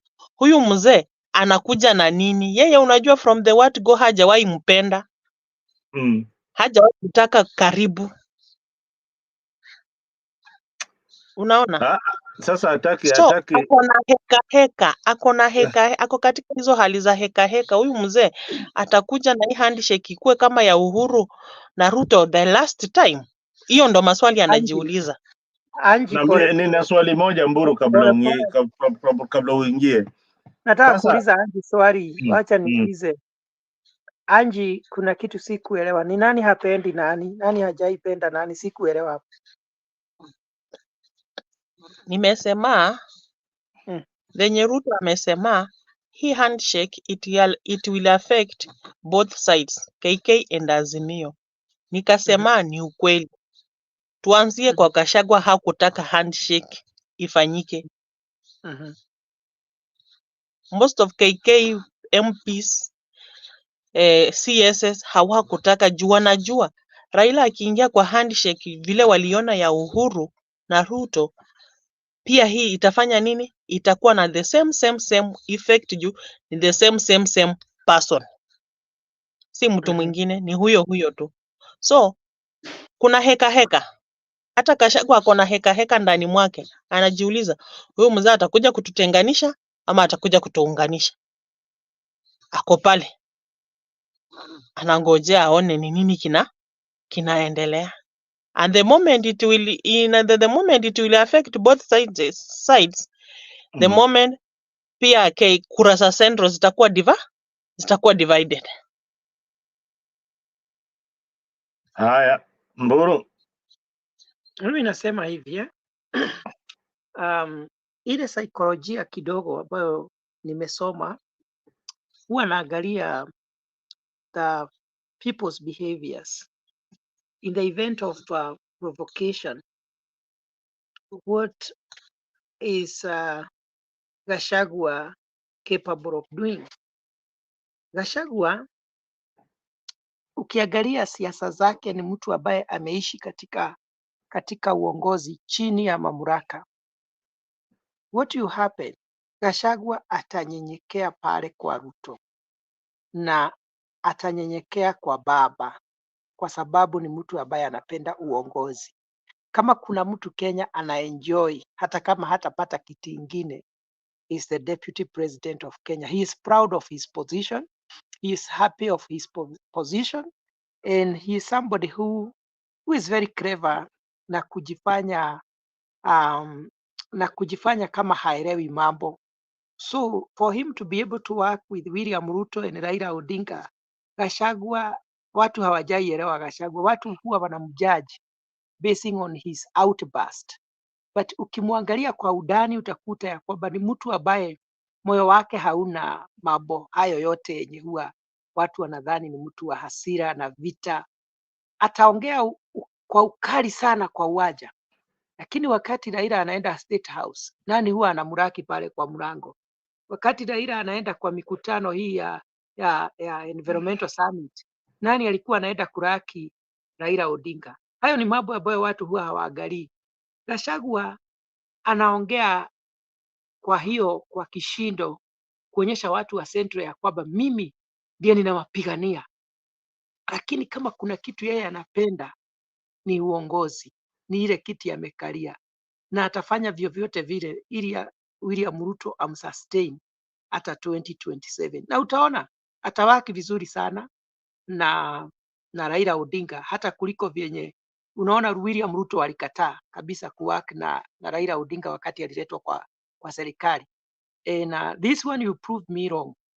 Kama kuna mtu atawaki kwa urahisi sana na Raila Odinga ni Gachagua, na utaona wakati mambo yote itakuja kukua sasa in the limelight ya kwamba Raila Odinga na Ruto are working together, mtu ambaye ataanza sasa kurekebisha vyenye amekuwa akiongea ni Gachagua, na tayari ameanza kulegeza kamba. Usikia akiita baba yule mzee wa kitendawili, usikia akitusi baba, tayari ameanza kurekebisha pole pole. So let me tell you, angalia kwa undani Gachagua, isipokuwa ni hizo outburst ndani yake, he is able to go down and talk to people. Uliona ile mvutano ilikuwa katikati yake na Ndindi Nyoro, aliweza kuenda chini na kuongea na hao, na hiyo jambo ikaisha. He knows how to humble himself and he is proud of his position. At the same time, he is not so ambitious. You know, ambition, sisemi hagetaka kukua rais, lakini hana ile kupigana sana ati lazima akuwe rais wa Kenya. Ikija kwake ni sawa, asipopata ni sawa. That is how I see that guy. So hawezi leta ati ile furugu kubwa kwa sababu angetaka kukua rais. Tayari ako proud of the position of a deputy president. That is what I see about that guy.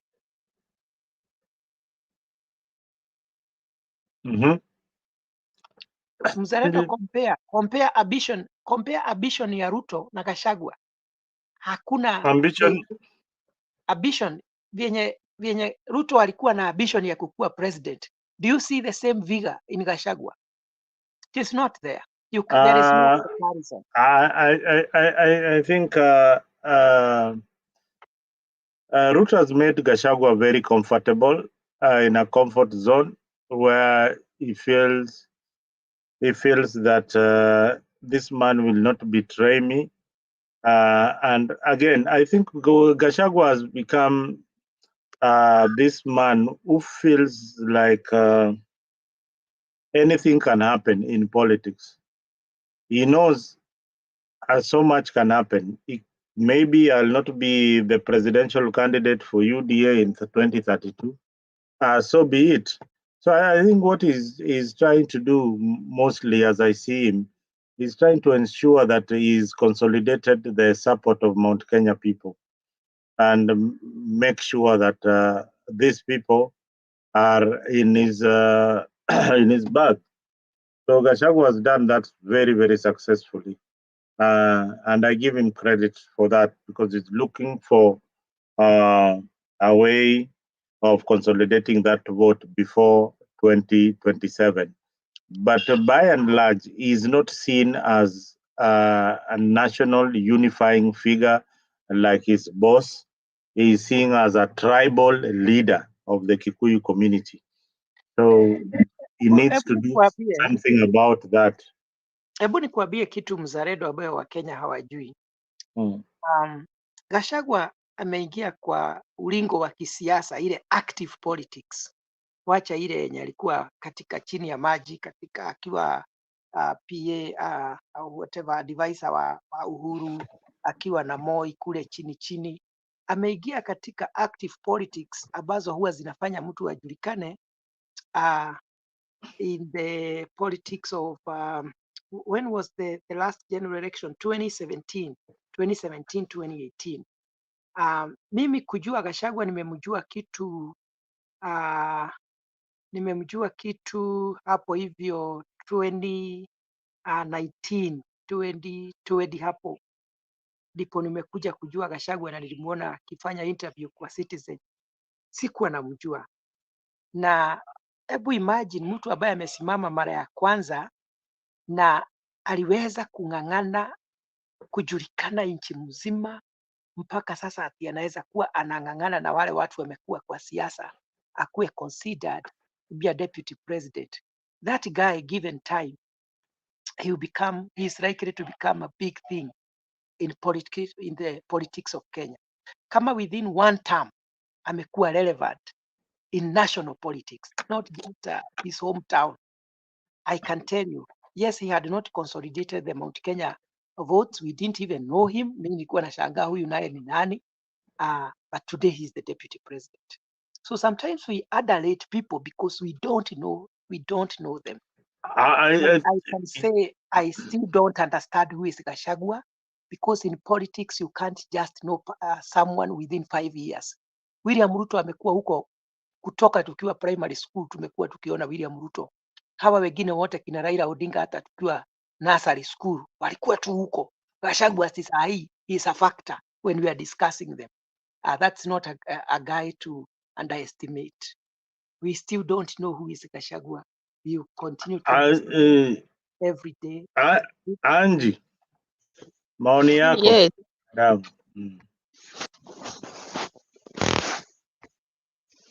Mi maoni yangu unajua iko tofauti. Unajua Mburu anasema Gachagua ni mtu wa kunyenyekea. Sasa zingine unaweza kuwa unajifanya mjinga, ujue werevu.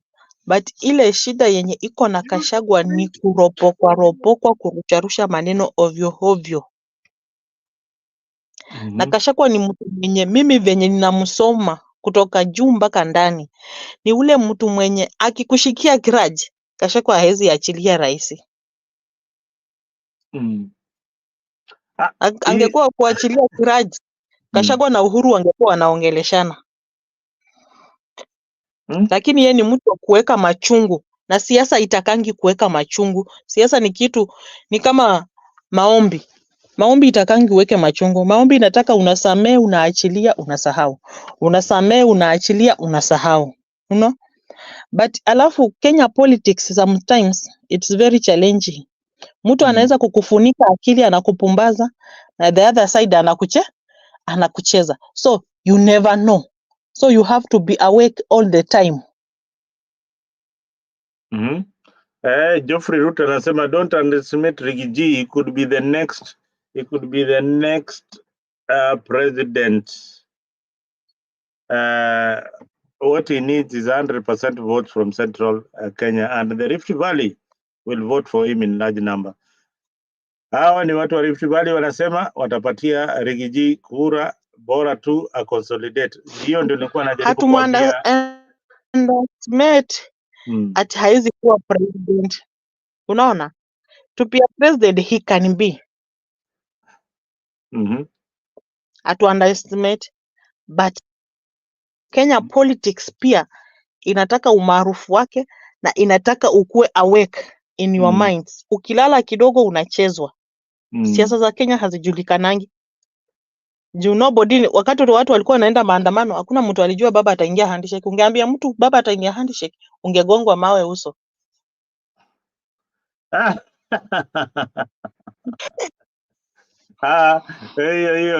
Hiyo tulikuwa napigwa hapo kila siku, baba tukisema baba ataingia handshake. Watu wako wanaamini that kuna possibility ya Raila Odinga kwenda handshake na William. Hata yeye mwenyewe alisema hawezi, lakini hizo ni watu wa siasa tu, ni maongeleo ya kisiasa tu. So siasa hainanga msimamo dhabiti. Siasa inabadilika kama chameleon. Leo nimeko kwa huu msimamo, niko kwa huu mrengo, kesho hivyo, kesho kutwa nimebadilisha. Unaona?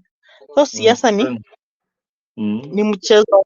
Siasa iko kama mapenzi ya paka. Aji, nilikuwa nataka kusema hivi. Nikiangalia hata kama umesema ya kwamba Gachagua anaweka grudge. Mnanisikia? Tunakusikia. So siasa ya Kenya iko kama mapenzi ya paka. Unaona? Paka inanga mapenzi ile ya kudumu.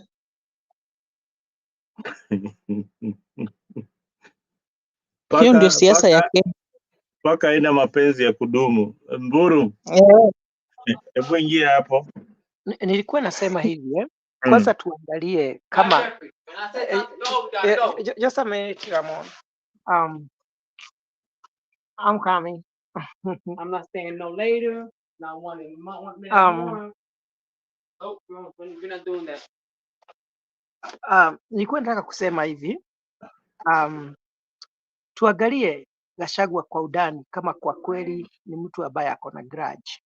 Gachagua aliambia viongozi wote wa Mount Kenya kuanzia sasa muache marumbano na Uhuru Kenyatta, usiwe na mtu anamtusi na tumpatie heshima yake.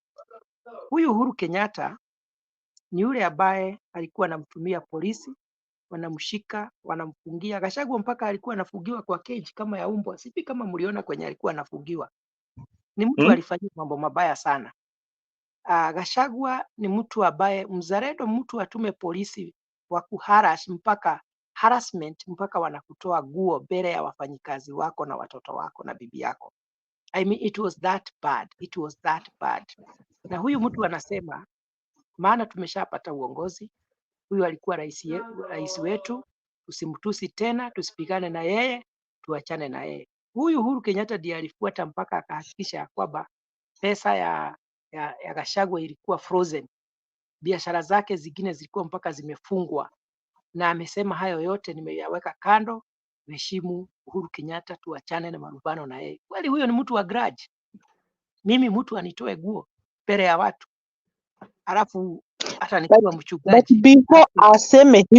before aseme hivyo, I think hata alifika mahali akasema hivyo because of the advisors wake. I think walimuadvise it's not good, but for the first time aliingia uongozini, alikuwa anarusha yale matamshi, alikuwa anayarusha. Tunajua, ndio maana nimekuambia siasa ya Kenya ni mapenzi kama ya paka. Nilikuwa nasema hivi, tunasema mugara muue na haki umpe. Kama umenifanyia makosa hivi kwamba, you know, there is what we call the weight of the matter. The weight of the matter is what extent did Uhuru went to fight with Gachagua for him not to support William Ruto, to the extent of striping him naked before his employees, his family members. I mean, Anji, najua mtu akiweza kufanyia kitu kama hiyo, labda hata wewe mwenyewe kumsamehe itakuwa ngumu. So it doesn't matter who advised Gachagua to forgive Uhuru. The fact that he has come out to say, let us move forward, that is not a grudge person. Maana watu wengine, mimi nasema hivyo na ninajua mimi ni pastor na huwa sifichi. Kuna mambo ingine ukinifanyia, na mimi ni mtu wa Mungu kabisa, kabla hiyo kitu itoke ndani yangu kama hiyo, haitakuwa rahisi. So Gachagua tujue ni mwanadamu kama wale wengine, na alikuwa na haki ya kuhisi uchungu na kuongea venye alikuwa anaongea, but the fact that amekuja na akasema tumesameheana na tumeendelea. In fact alisema Uhuru Kenyatta tuite, tukae chini tuongee kama Mlima Kenya, tukue kitu moja. That's what he said. I don't think that is grudge. So anyway, in my conclusion, because I'm starting kufanya kazi hapa kidogo, unaona watu wananiita, ningesema ya kwamba saa hii siasa za Kenya zimekuwa katika confusion kubwa, maana wafuasi bado hawaelewi nini kinaendelea. Baba ako katika chama kimoja ama mahali pamoja ama kwa meza moja na William Ruto, na bado wafuasi wa baba hawajajua ya kwamba sisi wa Kenya Kwanza na baba tuko pamoja. Sasa ni wale ambao walikuwa na support baba, pole muanze kujipanga, tukuje pamoja, tujenge nchi ya Kenya mahali, maana hapo ndipo tuko, na with time tutakuja kujua ya kwamba handshake ilishafanyika, viongozi wameshashikana, sisi wa Kenya na sisi tushikane, tuendelee kujenga nchi yetu. Asanteni sana, mtanikubalia niende nikaanze kazi. Sawa Mburu, thank you for your commentary. Ingia job hapo ndio upata unga yako, ndio posa kesho pia tuweze kuzungumza nawe. Asante sana, kwa heri. Anji, na kwa hayo maneno Mburu ameyasema, hebu tu wind up kwa sababu pia mimi sasa hebu nipate kopo la maji mahali hapa. Tumefanya 3 hours 40 minutes of the program, na ni saa 5 huku mahali niko. Kesho naenda kazini. Hebu tumalize show. Ni yapi unaweza advise wa Kenya kama Angie? Hebu tupatie, nikupatie nafasi useme neno la mwisho kulingana na hii baba political succession, kwa sababu wewe ni mfuasi wa Raila Odinga sana, tena wa ndani kabisa. Ni yapi unaweza advise wale wanachama wa Azimio ama ODM ama Raila mwenyewe katika hiyo nyumba ya ODM ama Azimio? Angie. Mute. Karibu kwa ni mute. Yes. Can you go ahead? Umenisikiza? Kusikia. Yes, ni advice gani unaweza patia wafuasi wa Azimio vile sasa unaona vile wanaanza kuleta hizi siasa za succession, vile wamegawanyika? Ni ukipata nafasi ya kuongea na bwana Raila Odinga, unaweza mwambia nini haswa kama Angie? Mimi kama Angie, chenye naweza waambia ya kwamba umoja ni nguvu, utengano ni udhaifu. Raila aite watu wake, awaweke kwa meza moja, awakalishe chini.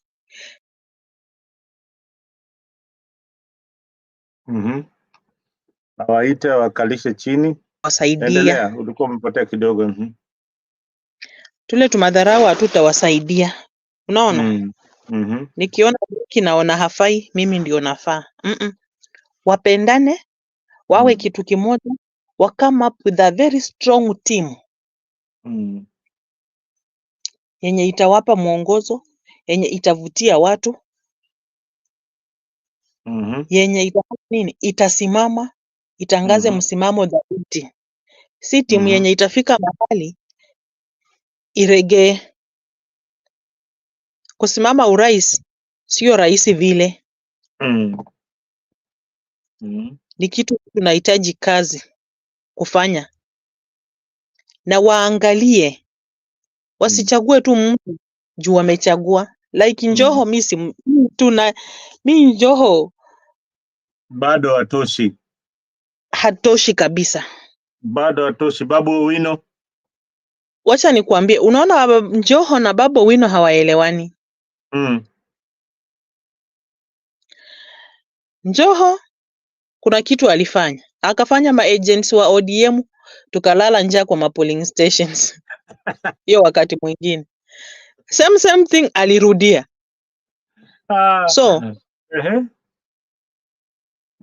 Lakini we Angie, we kila siku tukipiga hii debate ya maagents wewe umenyamaza kimya. Na mlikuwa mnadhulumiwa. If agent anaweza lala njaa kwa polling station, hata maziwa ya 50 bob Njoho haezi manage kusupply na ako na pesa kwa mfuko, what about being a president? So coordinating hiyo ilimshinda, ama ni watu wale walichaguliwa ndio walikula pesa? Walikula pesa yeye na squad yake, na wakaenda mwituni, wakaenda msituni, wakanyamaza. And that's why Njoho na Babu Owino hawawezi elewana hivi. Njoho na Sifuna hawawezi elewana. Ni ile they can't speak it out, but that is the reason. They know the truth. They know the truth about him. Ni mtu akiona pesa ana shift.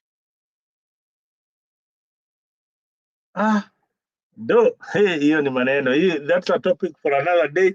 Viewers, mmesikia maneno hapa Afrika, mnasikia maneno. That's why nilianza nikikwambia as ODM tukikaa chini tunataka Angie. Let us angalia background ya Angie wakati amekuwa MCA. Ameperform, alifail. Failure and performing, which one is heavier than the other?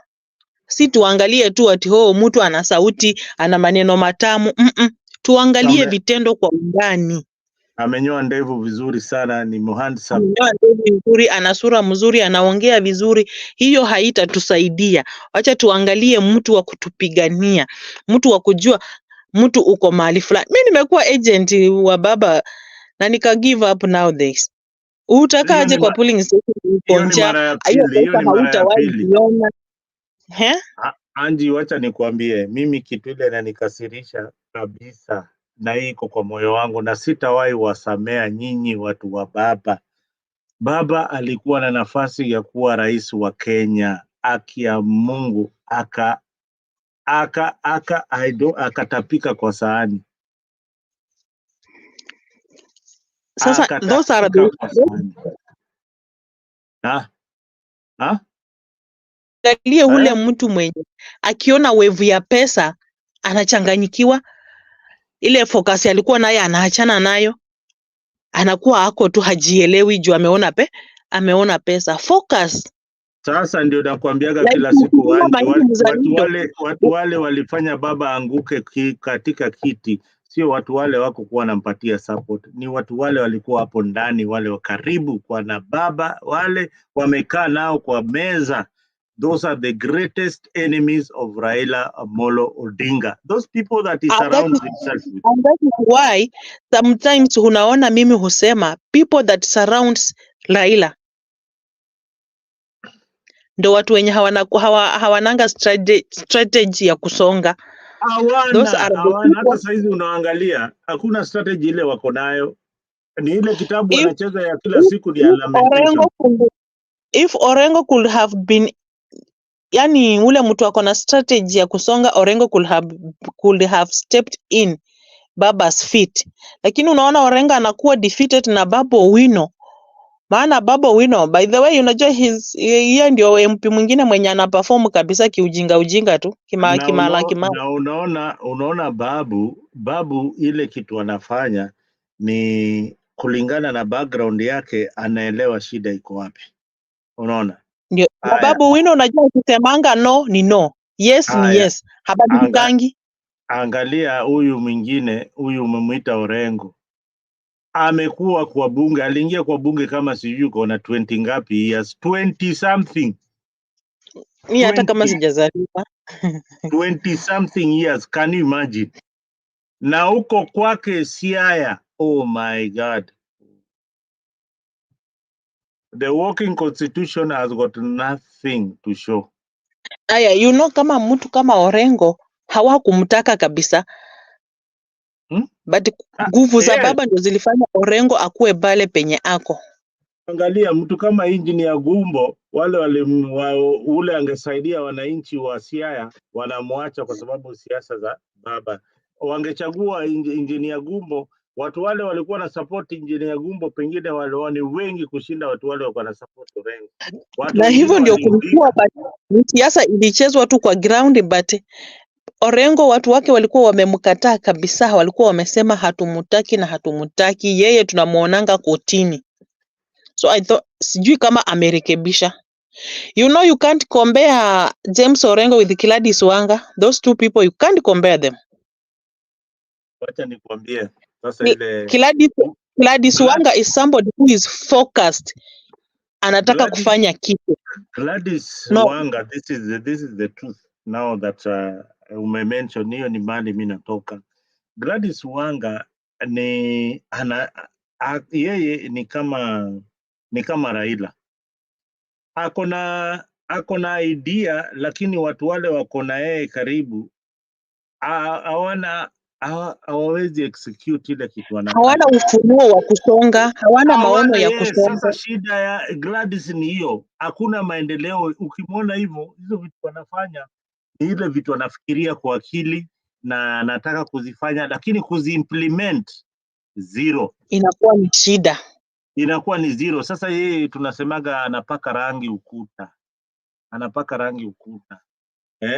rangi ukuta juu ukiangalia bajeti yake hakuna figures zile anaweka pale, lakini anajua akishikana na Ruto, akishikana na nani atapata vitu ABCD.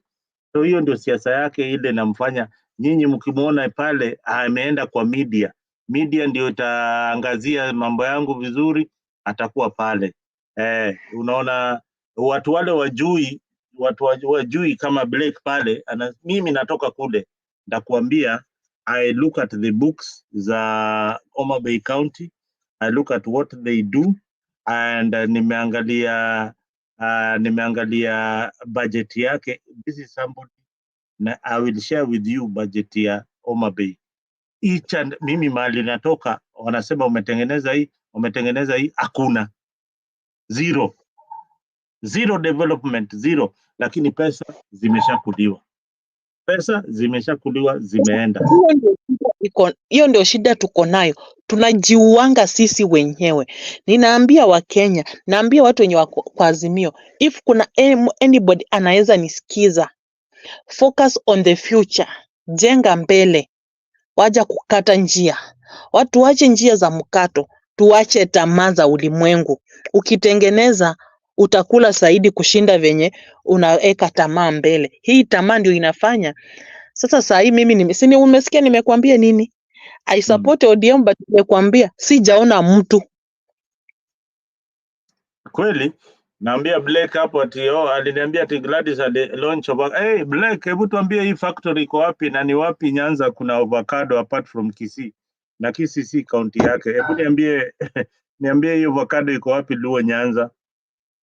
Hii first tuanze hiyo avocado itatolewa wapi? Na hiyo avocado factory hata mimi nimeiona na huko Trans Nzoia. Ndio nakwambia hizi ni vitu za kupaka rangi. Enda kwa internet Blake, ukipata hiyo avocado factory mali iko ama mali imelonchiwa ama avocado farm in Luo Nyanza, ukuja hapa nikupatie $100. Avocado farm ile ita supply hii factory, niambie hakuna hata kidogo. So hizi ni vitu vingine. Mimi nimeiona na huko Trans Nzoia. Hata sasa ukienda nyumbani avocado kuipata inakuwa ni ngumu juu watu wanapeleka factory inatengeneza mafuta. Huko Trans Nzoia inatengeneza mafuta, lakini huko kwetu hakuna factory. Au ungeniambia factory ya samaki. Wacha nikwambie nani mzalendo, another thing ni hauwezi launch avocado ya factory ya samaki Trans Nzoia na Trans Nzoia hakuna nini. Exactly. So una launch factory ya avocado na una avocado. How do you expect that factory to work? Utaenda kuzinunua wapi? Hakuna avocado kwetu, hamna. They either planting, they're doing maize. Unless it's just a scandal of money, you want to take it in that form of launching an avocado factory or a fish factory in Trans Nzoia. Niliwaambia muende muangalia governors wale wanaperform, utawaona. Ntembea utapata jina yake pale, utapata huyu governor kuna governor mwingine anafanya kazi vizuri sana, sijui anatoka Eastern ama anatoka wapi. Hata huyu hata Kawira Mwangaza walisema anafanya kazi vizuri. Kawira, kuna mwingine ule number 1 tunafanya kazi na amenyamaza kabisa. Huyu governor wa Narok anafanya kazi. Kuna magavana wale wanafanya kazi na wanapeana services to the people wako. Sisi tutaangazia wale wafanye kazi na ile mambo wanafanya tutasema, hatutapaka rangi ukuta.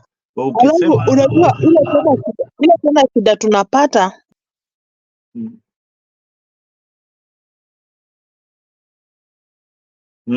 Anji network yako. Haya, malizia Anji, hebu malizia ile shida tunapata. Inakaa network ya Anji ijarudi vizuri sana. Ikirudi Anji, endelea na ile ulikuwa nasema. Viewers, mmekuwa mkisikiza Politik. Hii ni Sunday show. Tunaangazia each and every particular topic that made headlines in Kenya this week. Tumeangazia mambo ya Raila political succession.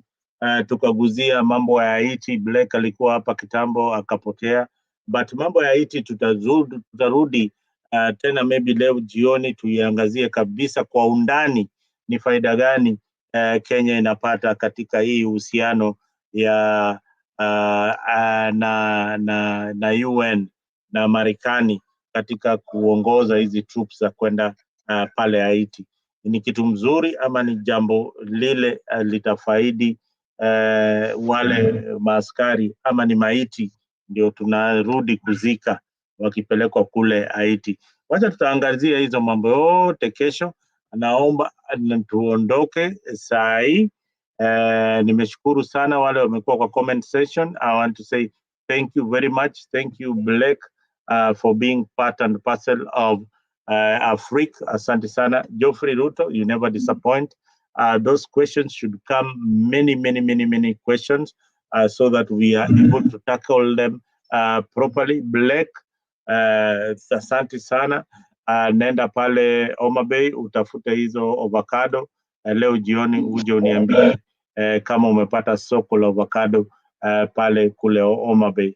Utapata avocado mingi zinatoka katika sehemu ya Kisii.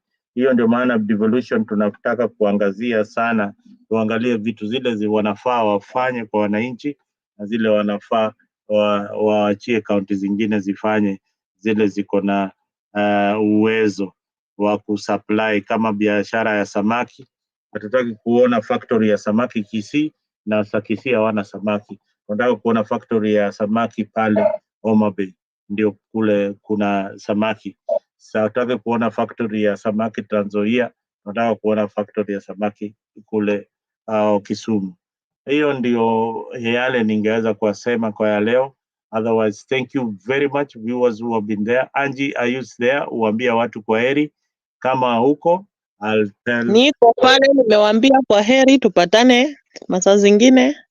Keep watching Africa. Subscribe, like it. Thank you, Angie, very much for the support that you've been giving us. We don't take your support for granted. Na hivi karibuni tutaguza moyo wako in a way or another. God bless you, God bless your family, and ukuwe na wiki mzuri kazini mahali unaelekea. Otherwise, asanteni, have a good morning na good night if you are in Europe, and if you are in Kenya and any other part of Africa, good morning. Asanteni sana.